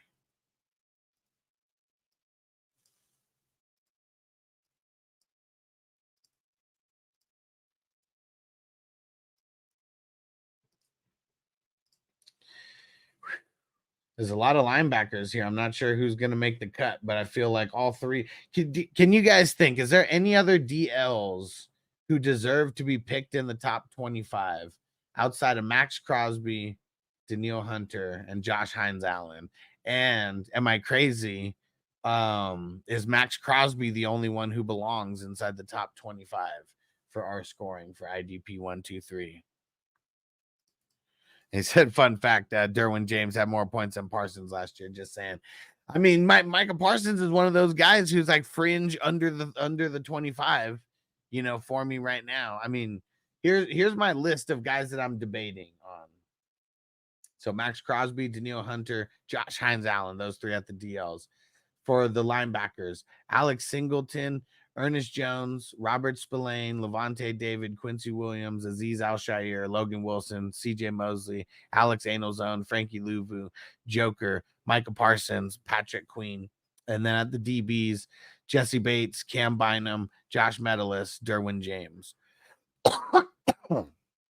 Those are the so let me see. I mean, there's only 15 spots. How many is that? 1, 2, 3, 4, 5, 6, 7, 8, 9, 10, 11, 12, 13, 14, 15, 16, 17, 18, 19, 20. So I got 20 players here, and I got 25 spots. Bro, B Wagner's in the top 10. He's number 9. Yeah, here's my top 10, just so everybody doesn't forget that part.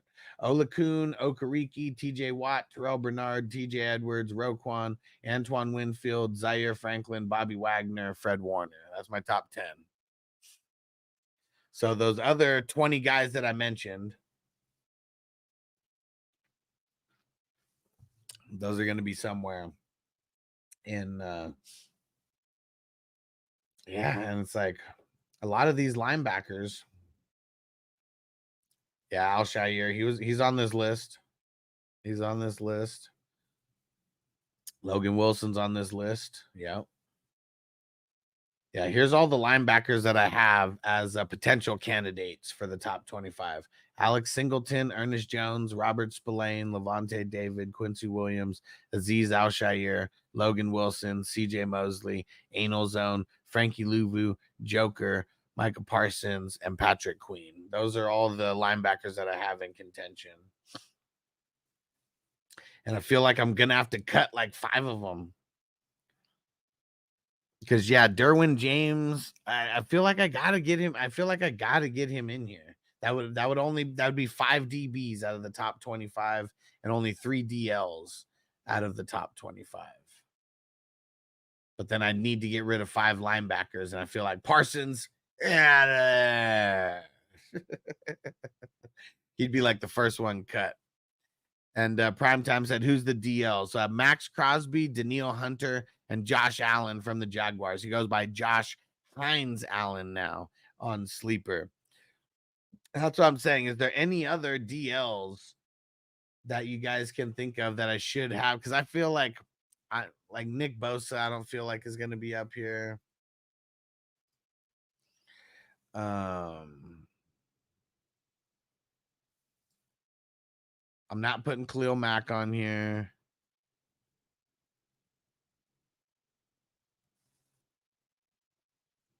Yeah, I mean,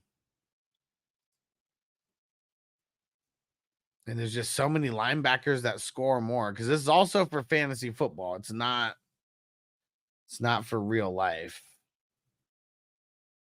Dang, and I wonder, like,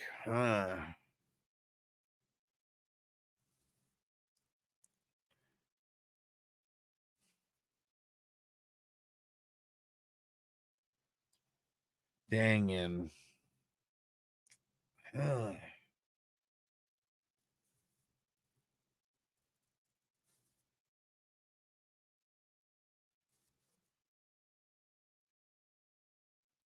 this is tough. I mean, there definitely deserves to be more linebackers than anything.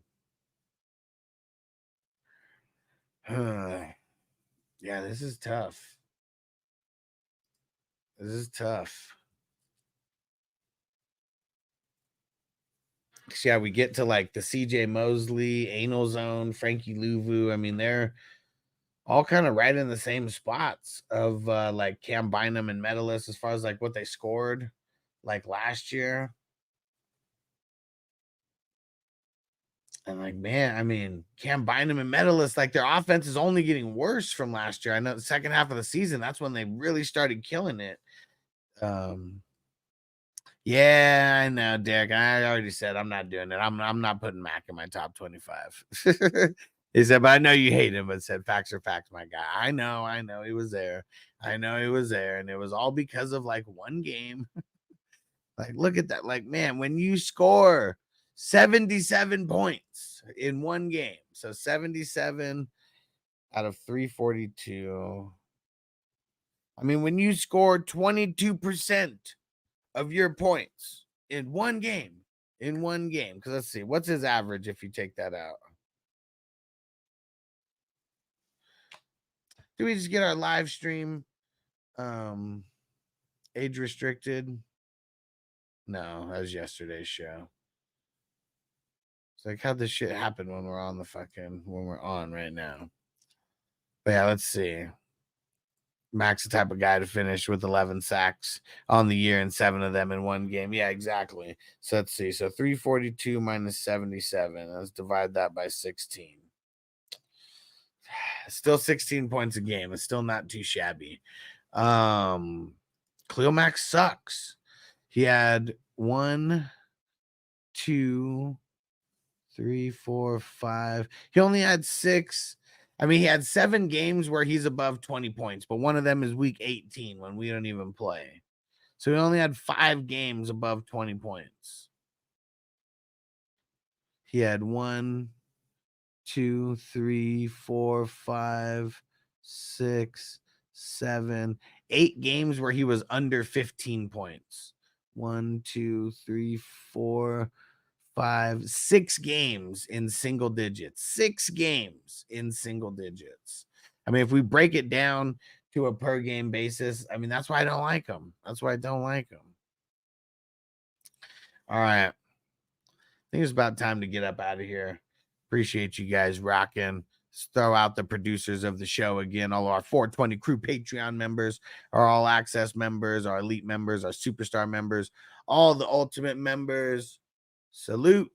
Appreciate you guys. Because of you guys that this show gets to happen every single day. We're going to figure out, we might get a little watch party going for either Hard Knocks or the receiver or something like that today.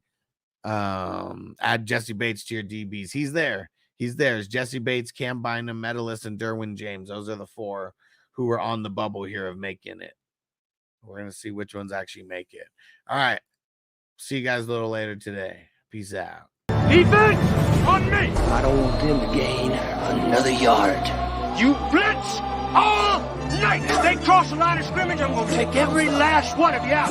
You make sure they remember forever the night they played the